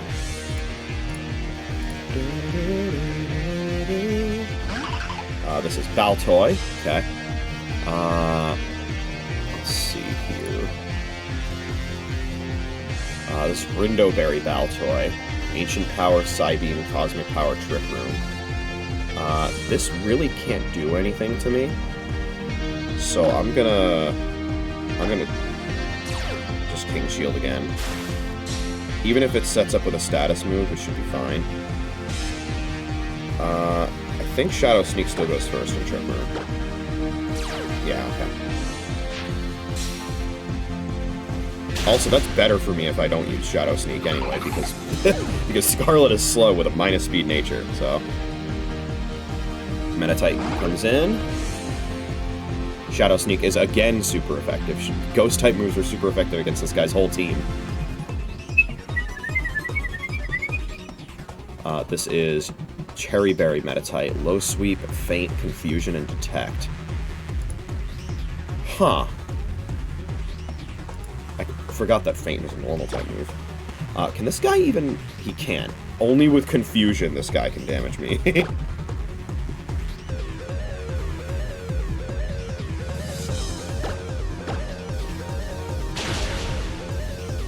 Nice, okay. Nice quick win. That is another battle point.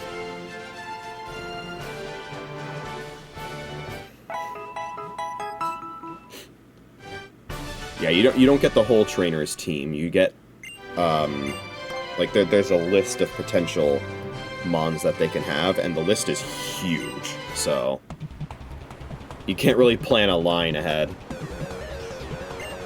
You just kind of have to play on the fly. So this is Waitress Barb.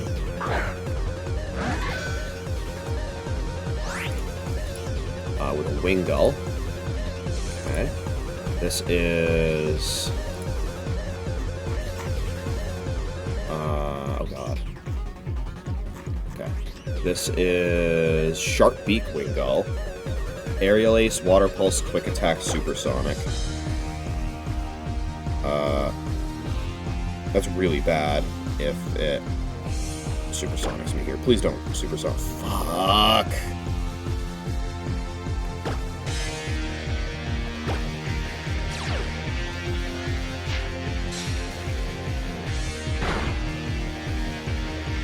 Look how much damage that did. Oh my god. +2 attack, self-hit confusion into water pulse crit. I should have just immediately switched. That's on me. Alright. Thunderbolt, get his ass. Thank God for that Lumberry. Immediately coming in clutch. You love to see it. Okay. Esper. Let's see. This is Personberry Esper. Psybeam, Fake Out, Thunder Wave, and Round. I would imagine the Pokemon that have Fake Out are programmed to always click it the first turn that they're out, unless they see a kill with another move. So, yeah, there you go. Use that turn to switch here. Mega, and... let's see, what moves? Psybeam, Fake Out, Thunder Wave, Round. Okay. So it resists CC, so I'm gonna go Flash Cannon. Show him what you got, Oswald. Nice.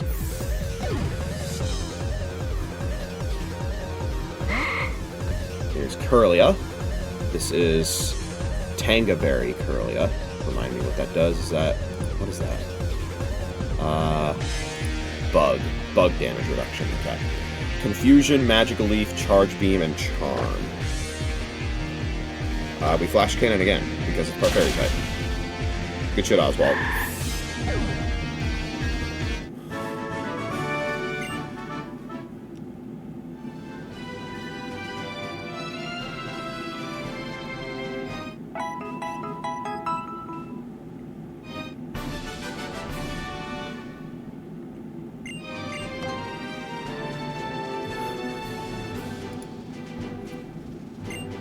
Yeah?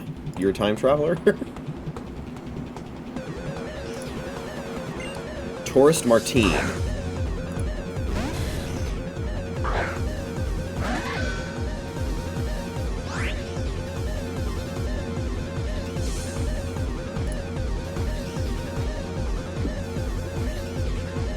Excuse me? Where the fuck are...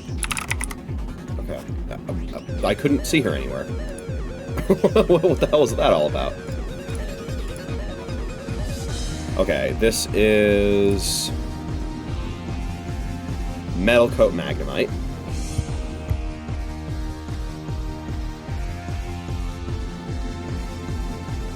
Mirror Shot, Charge Beam, Metal Sound, Reflect. Remind me what Mirror Shot does. Right, I remember. This, what Pokemon in Masters had Mirror Shot? I remember Mirror Shot being on a unit that I used a fair bit in Masters.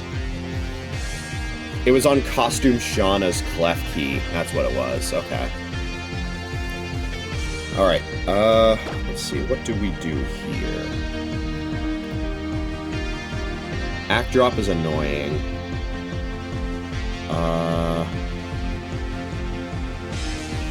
Definitely don't want to bring in Lucario, because it might have Magnet Pull. I think we stay in and Swords Dance Shadow Sneak. Yeah, okay. Let's Swords Dance again. Nice, okay. We're -2 Spadef, so we gotta keep that in mind. Oh, this might be sturdy as well. Shit, this might kill. Oh, it didn't even kill anyway. I'm dead to a single Charge Beam. Awesome. That's the metal sound there. Okay. That's fine. Let's see here. Who do we bring in? I feel like we bring in Oswald. I'll be honest, I thought that Shadow Sneak was gonna kill. I guess, because it was... It was net +2 because he had Reflect up and I was +4.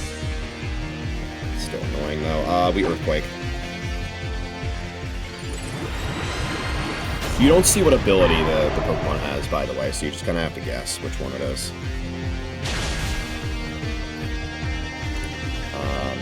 Oh, do you think that Magnemite could have been Analytic?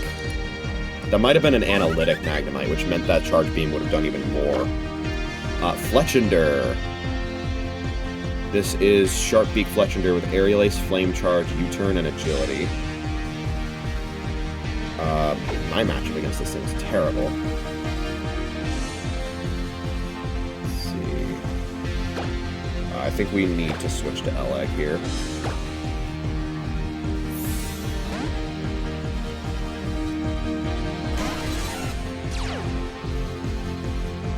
There's the Agility.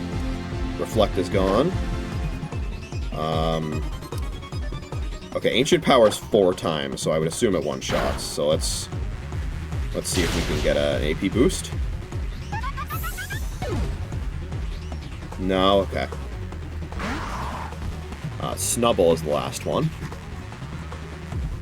We're looking at Peachaberry, Snubble. Confide, Rage, Bite, and Charm. What a weird moveset. I think we Thunderbolt here. This is like a guaranteed win with Lucario, but yeah, one shot with Thunderbolt is very nice.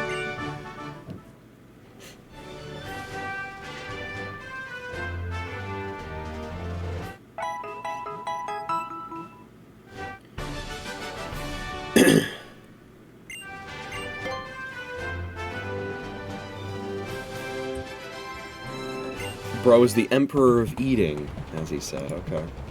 This is Chef. I'm not even going to try and pronounce that. Brunois, I guess.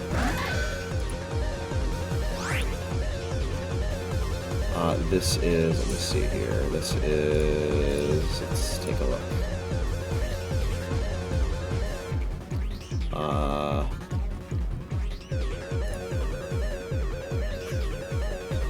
This is Cassie Berry Phantom. Halves damage from Ghost, okay. Feint Attack, Horn Leech, Rock Slide, Poison Jab.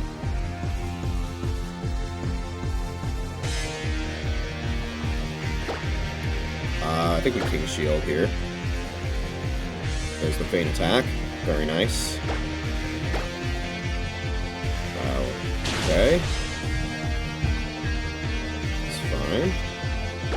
Got the Swords Dance, we King Shield again.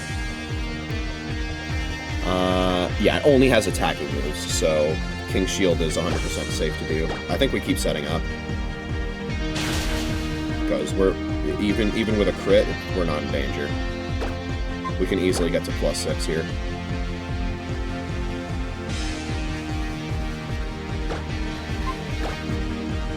And then we kill with Shadow Sneak.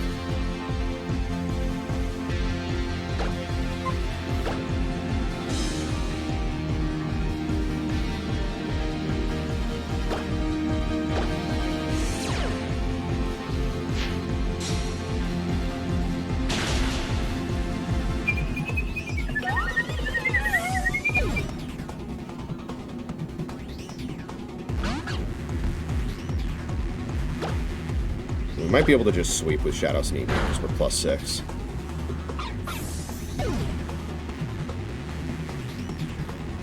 Woo!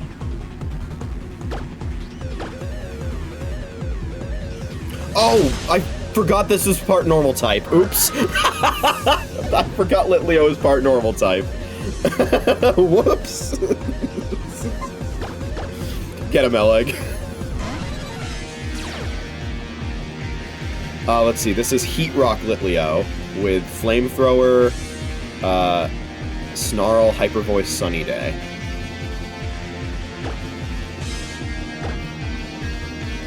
We hit him with the AP. That didn't kill? Oh boy. And it's faster, thanks Brave Nature.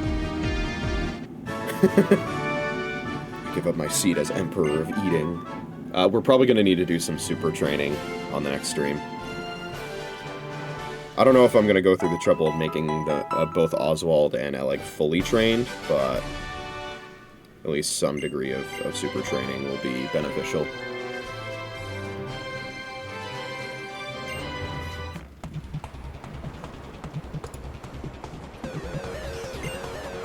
A Bricatine. We're getting a lot of extravagant names today. Okay, that's Glamio. Glamio. This is Razor Claw Glamio. Is that a hacks item that buffs crits? Or buff crit chance? Yeah, okay. Slash Shadow Claw U-turn Fake Out. Okay. I suspect this is either going to be Shadow Claw or Fake Out.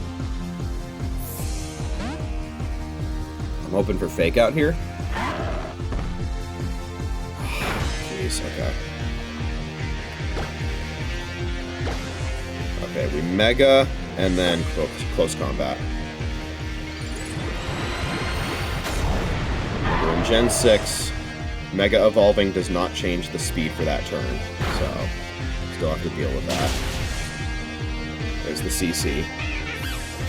We're basically dead to anything, so Skiploom comes in. Charty Berry. What does that do? Protects it from rock damage.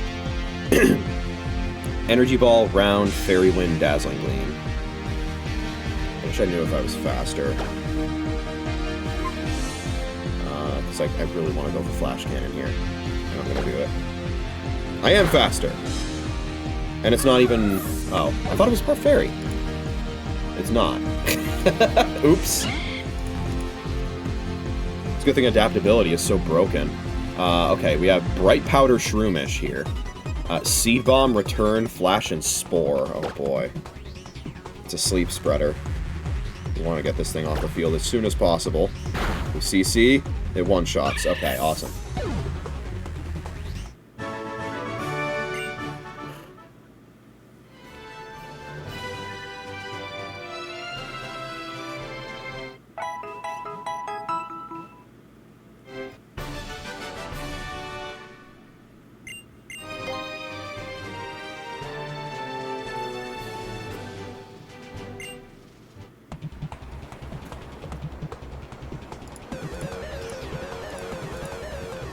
Roller Skater Astra.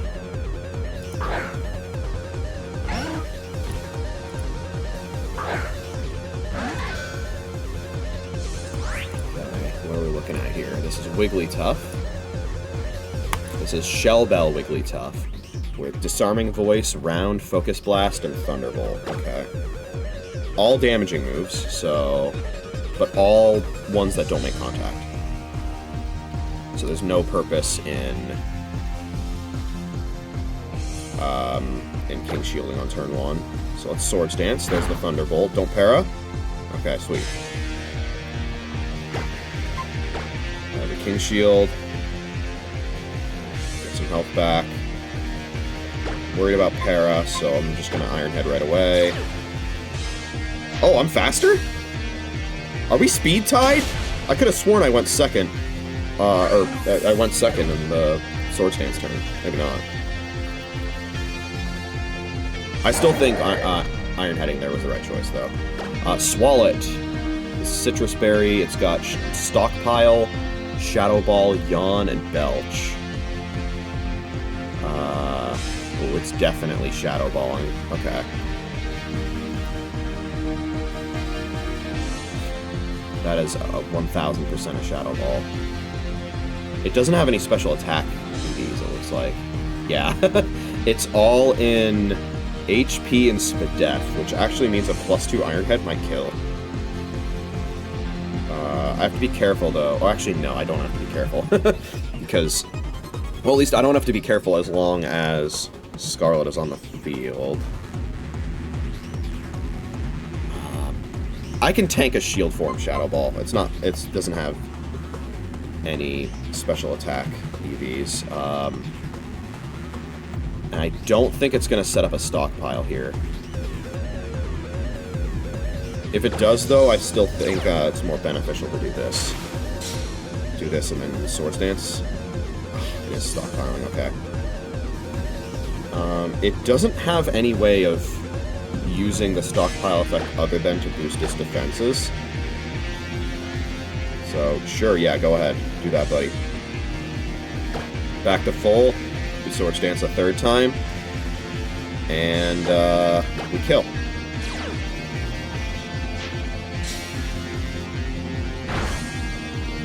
Oh, not quite. Okay. Oh, we got the flinch, though! That was clutch. We're at +6 and full health. Pretty much the best possible position we can be in. This is Cell Battery Octillery. What the hell does that do? Is that... Yeah, I was gonna say, that's... You get hit by an electric type and you get a boost to your attack. Wait, this is a physical attack set on Octillery. What the hell?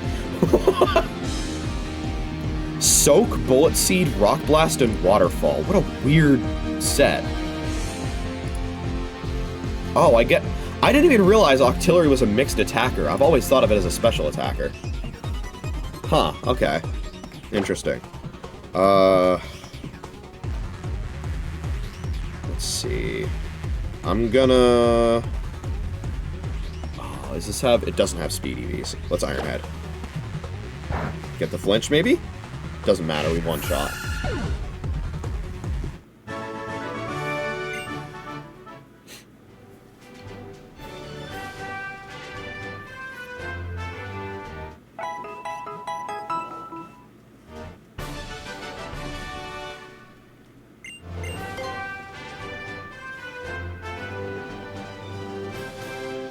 Huh! I've seen that guy's dialogue before. I remember it. Call me an alpinist. Alright, alpinist Adzi. We've got a Larvitar. This is Hardstone Larvitar with Stone Edge, Crunch, Power Up Punch, and Thrash. It's probably crunching this turn, so let's King Shield. It only has attacking moves. So, we want to King Shield that turn, lower its attack. Does a lot less now. We got the Swords Dance, and now we alternate. Again, if we get crit, we're fine.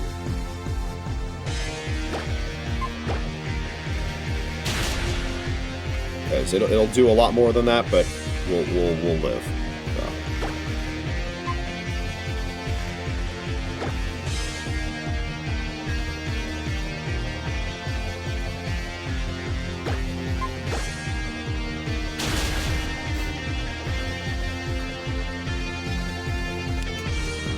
King Shield one more time.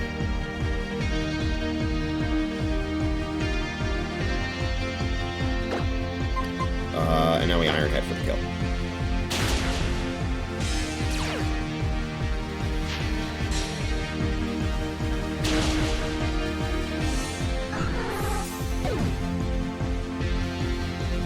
What ability does Larvitar have? Guts or Sandbell? Okay. This is Bronzor. This is Salicberry Bronzor. Extrasensory, Flash Cannon, Payback, Bulldoze.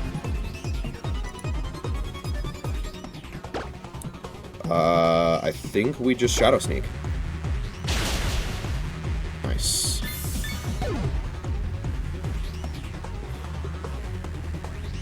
And Almanite is next. This is Rindoberry Almanite with Ice Beam, Rock Blast, Mudshot, and Surf. I think this is just another Iron Head. Nice. The Scarlet Sweep. We love when we can do a Scarlet Sweep.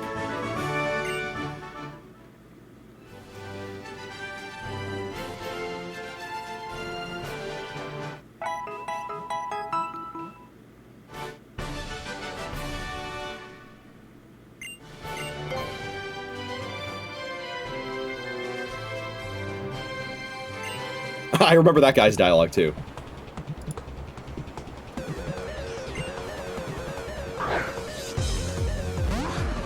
Alright. This is... okay. This is Swinub.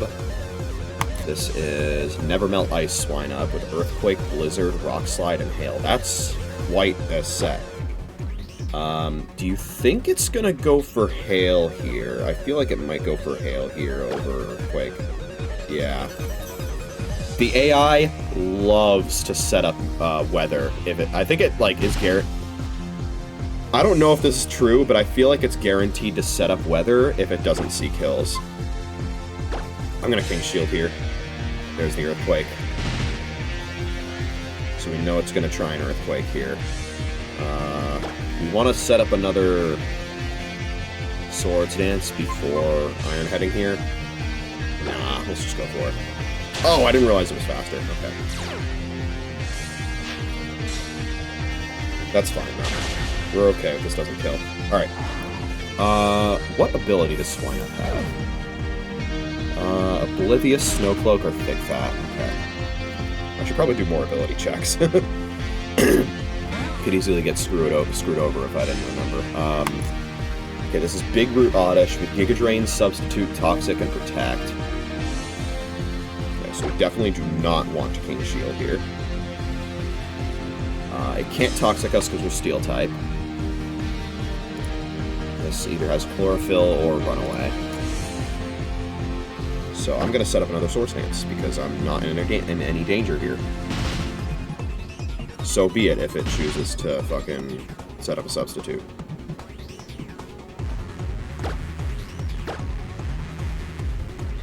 There's the substitute. Completely fine. The Hail's gone too, which means we can heal pretty much for free. And this Oddish can't really do anything. My stalling is better than your stalling.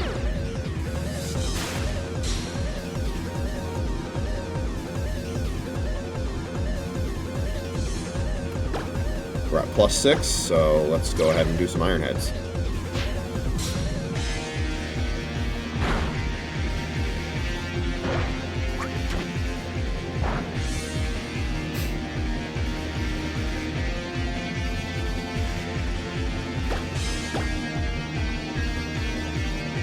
That's fine. You're letting me heal.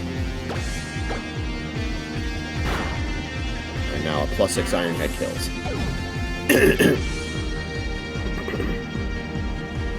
Now I have Ladybug. This is Charty Berry Ladybug. That is Rock Protection. It's got Mach Punch, U-Turn, Acrobatics, and Swords Dance. We are not in any danger at all. And those are all attacking moves aside from Swords Dance. That's really funny that Ladybug gets Swords Dance. And it uses it, and it dies for it. I was thinking to myself, I'm like, okay, it has Swords Dance, so I'm not going to King Shield. And then it goes for Swords Dance and dies.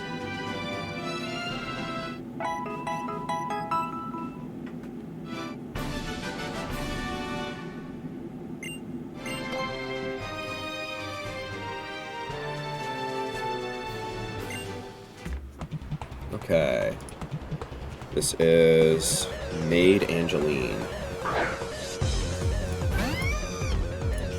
There's a maid event happening in Nikkei right now, by the way. And breaks in opening, huh? I'm so tempted to try and Shadow Sneak, but I know it's not worth going for that. So they introduced a new maid, and finally we got a new Tetra unit that's like kind of good. But it's another fucking sniper. So now the meta team for Tetra Tower is 5 snipers. It's awful. I'm not pulling for the new unit. Velvet is her name, out of spite. Fuck her. More ways than one. Okay, Safeguard. So we got an easy switch. Why didn't it Flamethrower there? That's so weird. This is Light Clay breaks in, by the way. Flamethrower, Psychic, Safeguard, and Light Screen.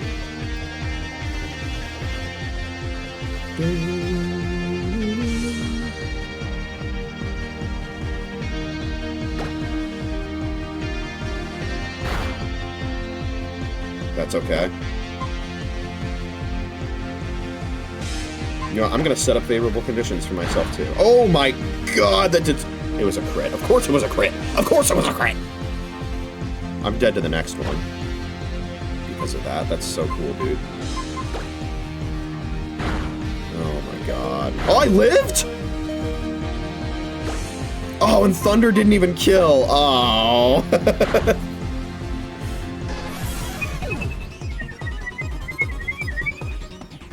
Alright, well, fortunately, because Rain is up, we're in a better position against fire types until it goes away. So that's good. That wasn't even my intention when I set up Rain, but that worked, I guess. Okay, Quilladin. Another Kalos Star. Do you think we're going to get all three? Is Frogadier an option? Yes, it is. That would be very interesting. Okay, so, Quilladin. This is Leftovers Quilladin with Woodhammer, Leech Seed, Protect, and Dig. Okay.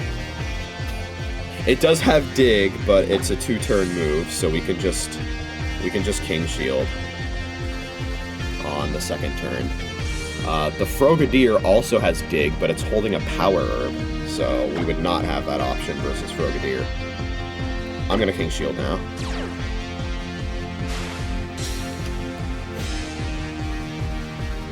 Oh shit, okay. I got read like a book. Well, that sucks.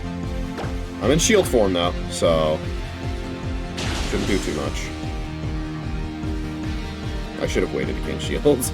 That's on me completely. I'm gonna Swords Dance again. Now he digs, so now we King Shield. Attack drops, the dig fails. Recover more HP, we're at +6 attack. Iron Head.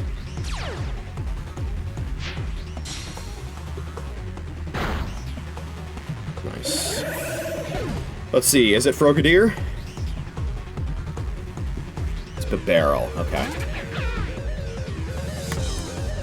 With an all-attacking moveset, it's Chesto Berry Barrel with Shadow Ball, Surf, Thunderbolt, and Ice Beam. That's kind of scary, actually. But because it's all attacking moves, we're guaranteed a safe King Shield here. Get some more Leftovers recovery.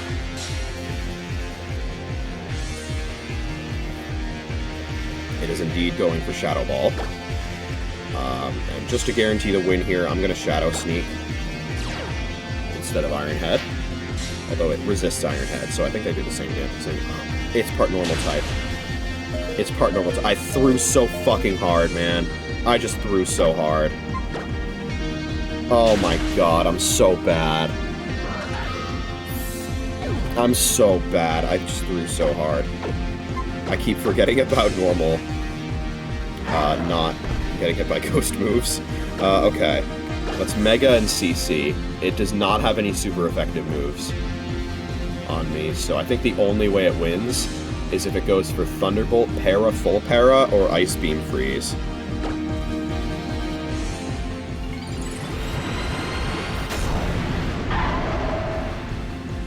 I think it's probably going to Surf, though, because that's highest damage. Yeah.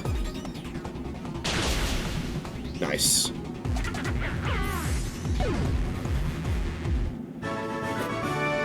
Alright, well, we had a little bit of a blooper there.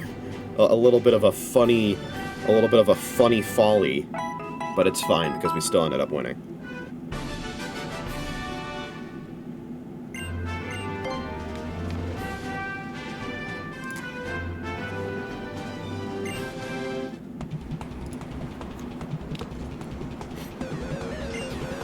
Artist Rusty with a Perugly. This time I will remember that I cannot Shadow Sneak this thing.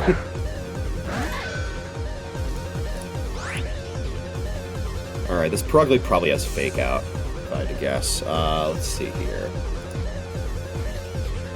Yes, it does. Lax Incense Perugly, oh god.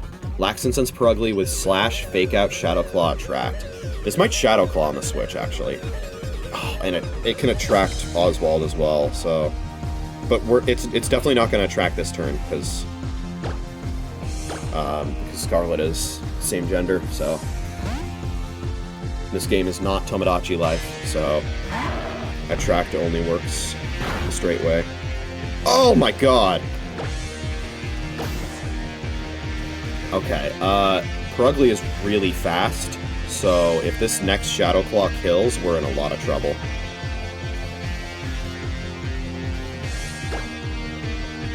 It might also attract. We're gonna really hope that there's no Shadow Claw crit, or Laxin Sense miss, or Infatuation.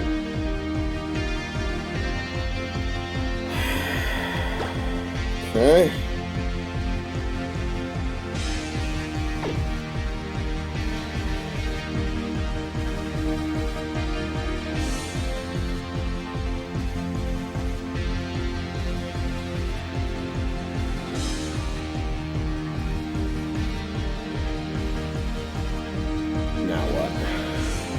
I think we have to risk it again. Don't kill. Don't be in love. Thank you! We are not simping today. And no Laxin Sense miss either is huge. Alright, Luminion. There's always the possibility it's faster. This is Expert Belt Luminion. Rain Dance, Surf, Ice Beam, Silverwind. Probably sees a kill with Surf, so it's probably going for it. Especially, you know, current situation. There's the Surf, okay. Yeah. This does have speed EVs. We're definitely going to want to Super Train to avoid situations like that. That's fine, though, because we can bring an Eleg now. It does have Ice Beam. We do have Lumberry, though. Although, Expert Belt Ice Beam might be a problem. Let's find out. It goes for Rain Dance, okay. And Thunderbolt kills. And now we can Thunder on the next Pokemon. If we so choose, which I will so choose. This is Apricot Berry Klefki. Flash Cannon Recycle Draining Kiss Metal Sound. This is plus Spadef in a pinch. Weird. Let's Thunder. There's the Draining Kiss. Oh my god, that covered so much health. I think Thunder still kills. Oh, barely not. Okay.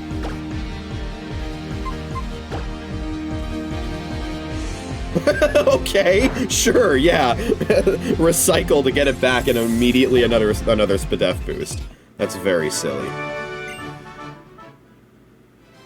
Imagine it, like, having, like, I don't know, Lychee Berry, Endure, and Recycle.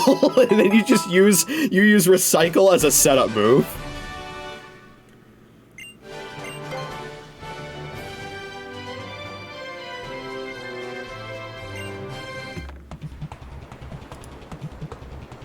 This is Artist Jade.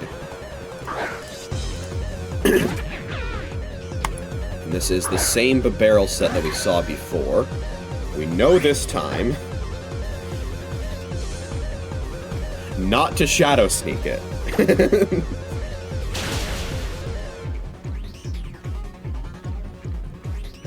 Okay, Shadow Ball and Shield Form does not do very much, so I think we're actually safe to set up quite a bit here.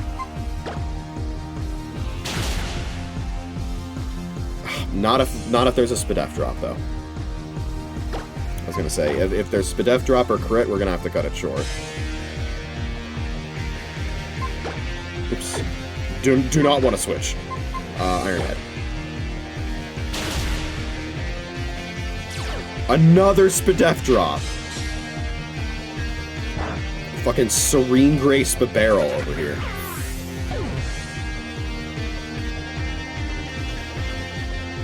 Stunfisk. Let's see here. Oh god, it's got a Focus Band. This is Focus Band Stunfisk with Thunderbolt, Earthquake, Flail, and Endure. Okay. Well... Wait, it has Endure and a Focus Band? Why? I think we King Shield here. The only non-attacking move it has is Endure, so... Yeah, there we go. Okay. And now we Iron Head. It resists, but I think it's still the best choice here. There's a flinch chance. That's fine. We got damage.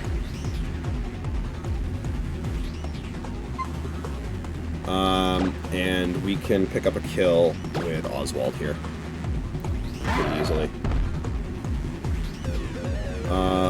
Remind me what abilities Stunfisk can have. Static or Limber. Okay.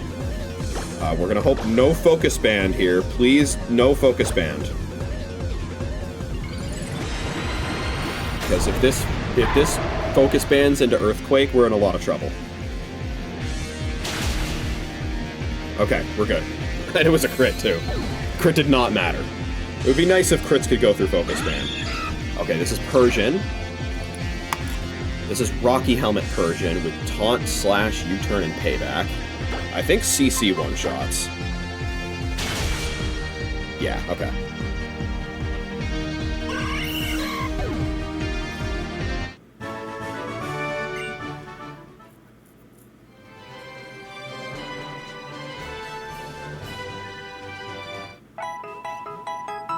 I don't have the damage calc up. After super training, I'll probably put my stats in and do calcs. See how accurate they are, because they weren't very accurate in the battle subway.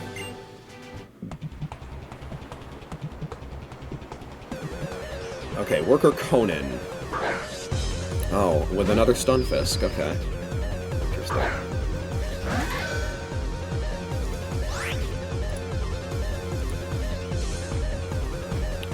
Probably the same Stunfisk set, if I had to guess. Yes, okay, which means we have to contend with another Focus Band. This is probably going to be a bunch of Earthquakes. Oh, it endured. Okay. Interesting. I believe Endure fails on successive turns, so it's not going to do it this turn with King's Shield. There it is. Swords Dance. There's another Earthquake. That did a lot of damage. I'm going to King's Shield to get HP back. And then we're going to Iron Head and pray for no Focus Band. This might not one-shot, by the way. Okay. Flinch? Damn it, okay.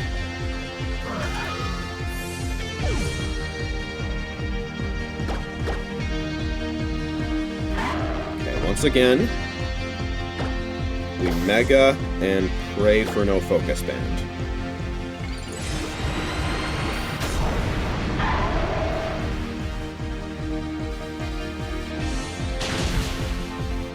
Okay, nice. Another crit.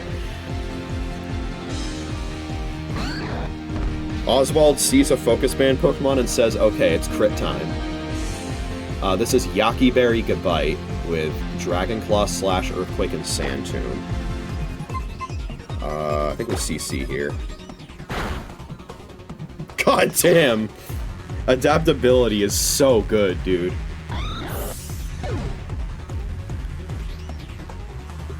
Rhydon comes in. This is Quick Claw Rhydon. Stone Edge, Mega Horn, Drill Run, Earthquake. What a disgusting set. Oh my god. Okay. It's probably Sturdy. Oh, it can't get Sturdy. It's only Lightning Rod, Rockhead, or Reckless. Then we gotta CC. No Quick Claw? Nice. Beautiful.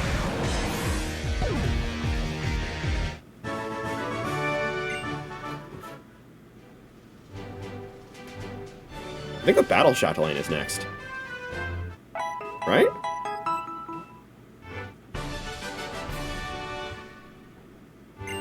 Yes. I am ready. Let's do this thing. My team is not very good against this team, so we're gonna see what happens. Battle Chatelaine Nita.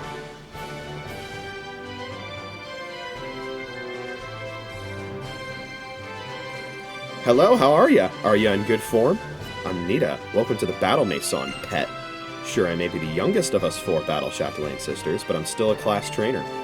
I've been an owner of the Battle Maison this long while. Honest, I'm not telling fibs. I'd be in charge of the single battles myself. Just do me a favor? Of a bit of a match? You will? Grand! Then let's begin at once. Oh! It's the Elite Four theme? I thought it was gonna play the remix of the Frontier Brain theme. Okay. Alright, Nida's team. Let me get it up. So this is Wise Glasses Grumpig, Psychic, Shadow Ball, Power Gem, Energy Ball. Yeah, this one's this one's tough to deal with. 2 of her Pokemon have Shadow Ball, which is a problem. Also, one of them has Hypnosis. She has a Purugly with no Fake Out, though. So let's see here. I think a lot of this is going to depend on how much damage this Shadow Ball does. Because I think a Swords Dance boosted Shadow Sneak might kill. You know what? I'm actually going to do a calc. I'm doing damage calcs. Fuck it. Okay. So we have 183 Spadef.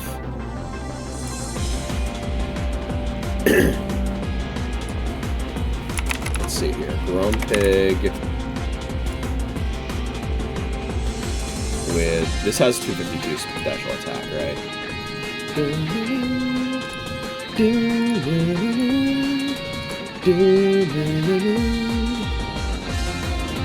Yes, it does. Okay. It has 2.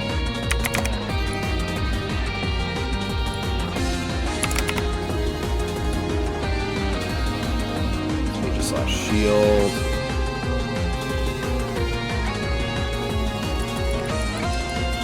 We have 183. Get a Shadow Ball. Oh, wow. Really?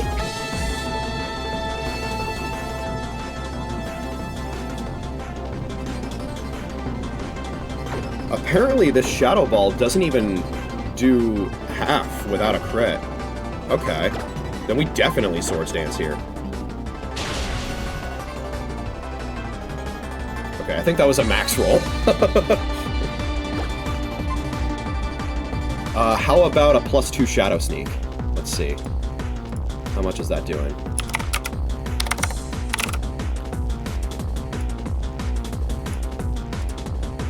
Okay, +2 Shadow Sneak looks like it's one shot.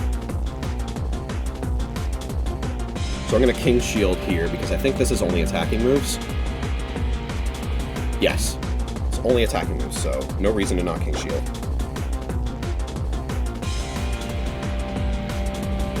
And I think this Shadow Sneak should one-shot. Based on both calcs and vibes, this should one-shot. Okay, awesome. It was a crit. I don't think the crit mattered. We're gonna file that under not mattered. Here's Purugly. This is Big Root Purugly. Also has 252 special attack. Hypnosis, Dream Eater, Shadow Ball, and Round. So this is the one that Zapdos can probably deal a little better with, because Zapdos has a Lumberry.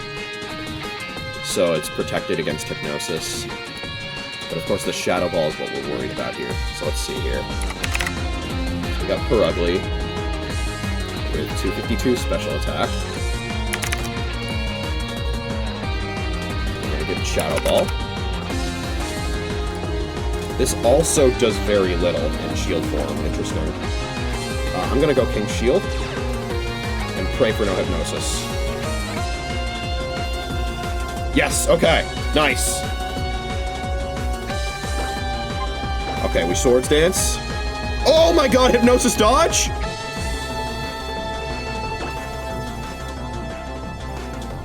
I didn't realize it was going to be going for Hypnosis. Shit, it's going to go for Hypnosis again. Miss? Yeah, damn it. Okay, and we switched to Blade form too, so we're fucked. Okay. Do you think it's going to Dream Eater here? It's probably just going to it's probably going to Shadow Ball again, which sucks because we're going to have to switch to Eleg, who is going to need to tank this. Okay. Spadef is 105.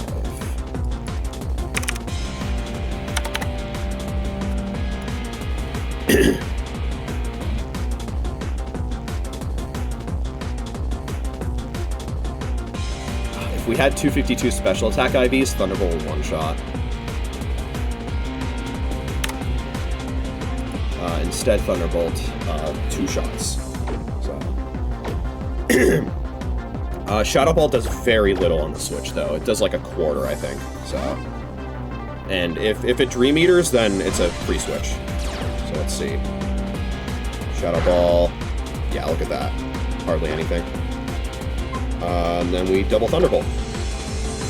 There's a... Oh! Hypnosis Dodge! Holy!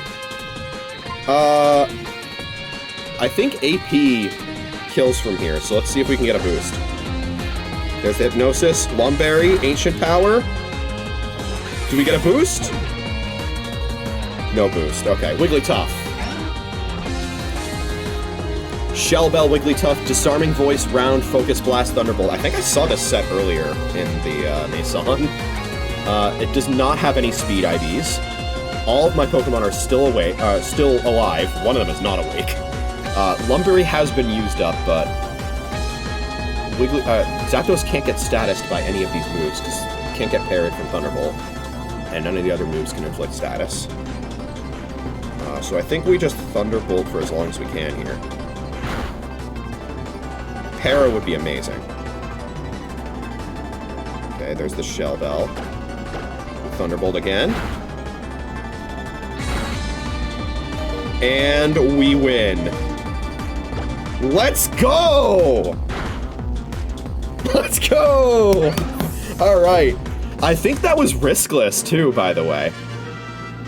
I think that was riskless. So if Nita opens with Grumpig, we just win. Oh, baby. Alright. That was great fun. Ain't you a jammy one? But I'll tell you nicely, I did not hold back. Well, go on with you. If I were to pull out all the stops, it'd be none too nice for our guests, eh? My older sisters are always on me about that. Sure, I let you have a win this time. If you seriously want to battle against me, you wouldn't be going astray to train up a bit more. Thanks to Mill, you come back again sometime. She's not kidding, by the way. If you get a 50 win streak, or a 49 win streak, she's battle number 50, and she has all of the forces of nature from Gen 5. Tornadus, Thundurus, and Landorus. Yachi Berry Tornadus with Substitute, Double Team, Focus Blast, and Hurricane. What an awful set! Oh, I'm like throwing up in my mouth seeing that set. Citrus Berry Thundurus with Wild Charge, U-Turn, Crunch, and Skydrop. And Choice Scarf Landorus with Earth Power, Extra Sensory, Focus Blast, and Grass Knot. Based Special Attacker Landorus set? Hell yeah.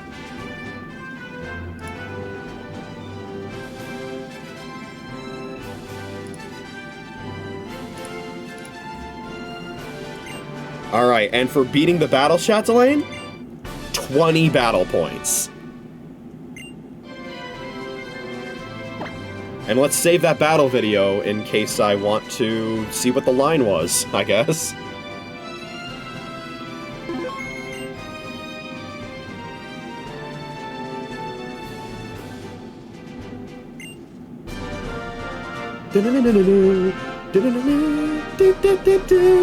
I didn't know that was the fanfare that would play. That is the fanfare that plays when you complete the Pokédex in Gen 5. And that's the fanfare that plays when you unlock Super Battles, apparently. So yeah, Super Single Battles are now available. In normal Single Battles, and in normal battles in general, the win streak only goes up to 20, at which point it resets. And I'm pretty sure I would need like a super, ultra, mega optimized team in order to be able to efficiently battle point grind in the super battles. So we're not going to go after the super battles. So that's really good. I will not be challenging super single battles next. In fact, I don't know if I will ever have an incentive to do so, because I'm pretty sure there's not even a medal for doing supers in X and Y. Let me see here. What Battle Maison medals are there? It looks like there's specifically medals for getting 20 win streaks in all of the formats of the Battle Maison. I don't think there are any others related to the Battle Maison. Yeah, it doesn't look like it. Nice! Alright, well. With that kind of fortune, it makes me wonder.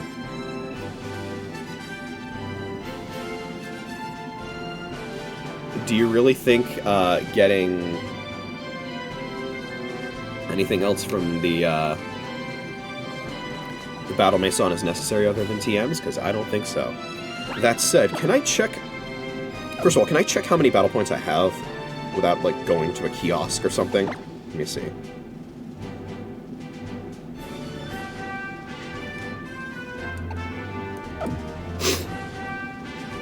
So I can't check there. I don't know if I can check anywhere aside from going to a kiosk. Let me see.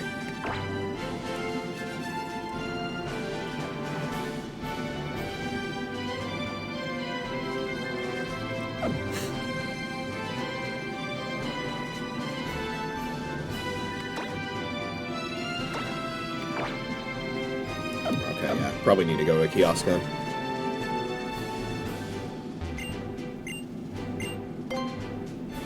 We have exactly 48! That's right, because if you get a 20 win streak, you get 48 exactly. So then...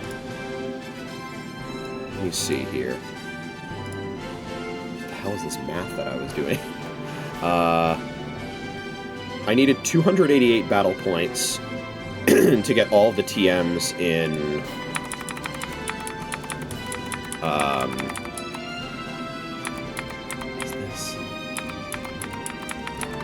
What's my history here? That was me, that was not you. No, do not close.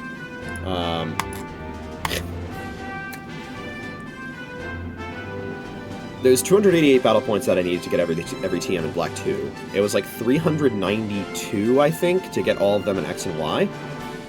Something like that. Let me see. Do I have that right? Does that sound right? I don't want to calculate everything again on stream, but it seems like that's probably what it is. I remember it being less than 400, but I remember it being close to 400, so that's probably what it is.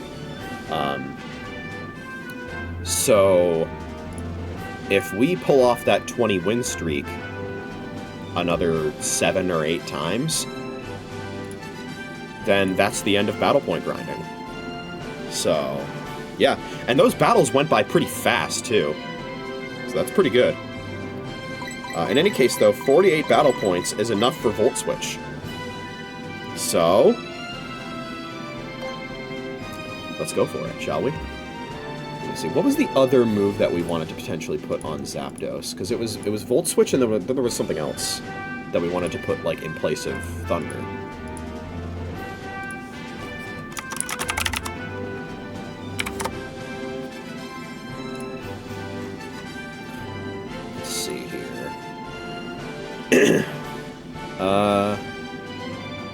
Because we have... Oh, Roost! That's right. It was Roost. Wait, Roost is a TM! I could have had Roost this whole time! Oops!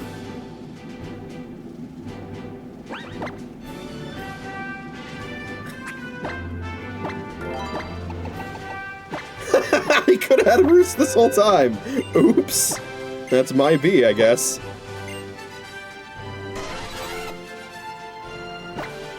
Alright, well now we have a pretty damn good set on Eleg, so... there you go. We got Roost, let's give it Volt Switch.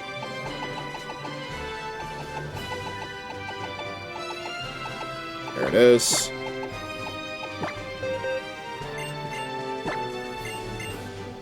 And we will probably open up next stream with Super Training, and then do more Battle Point grinding.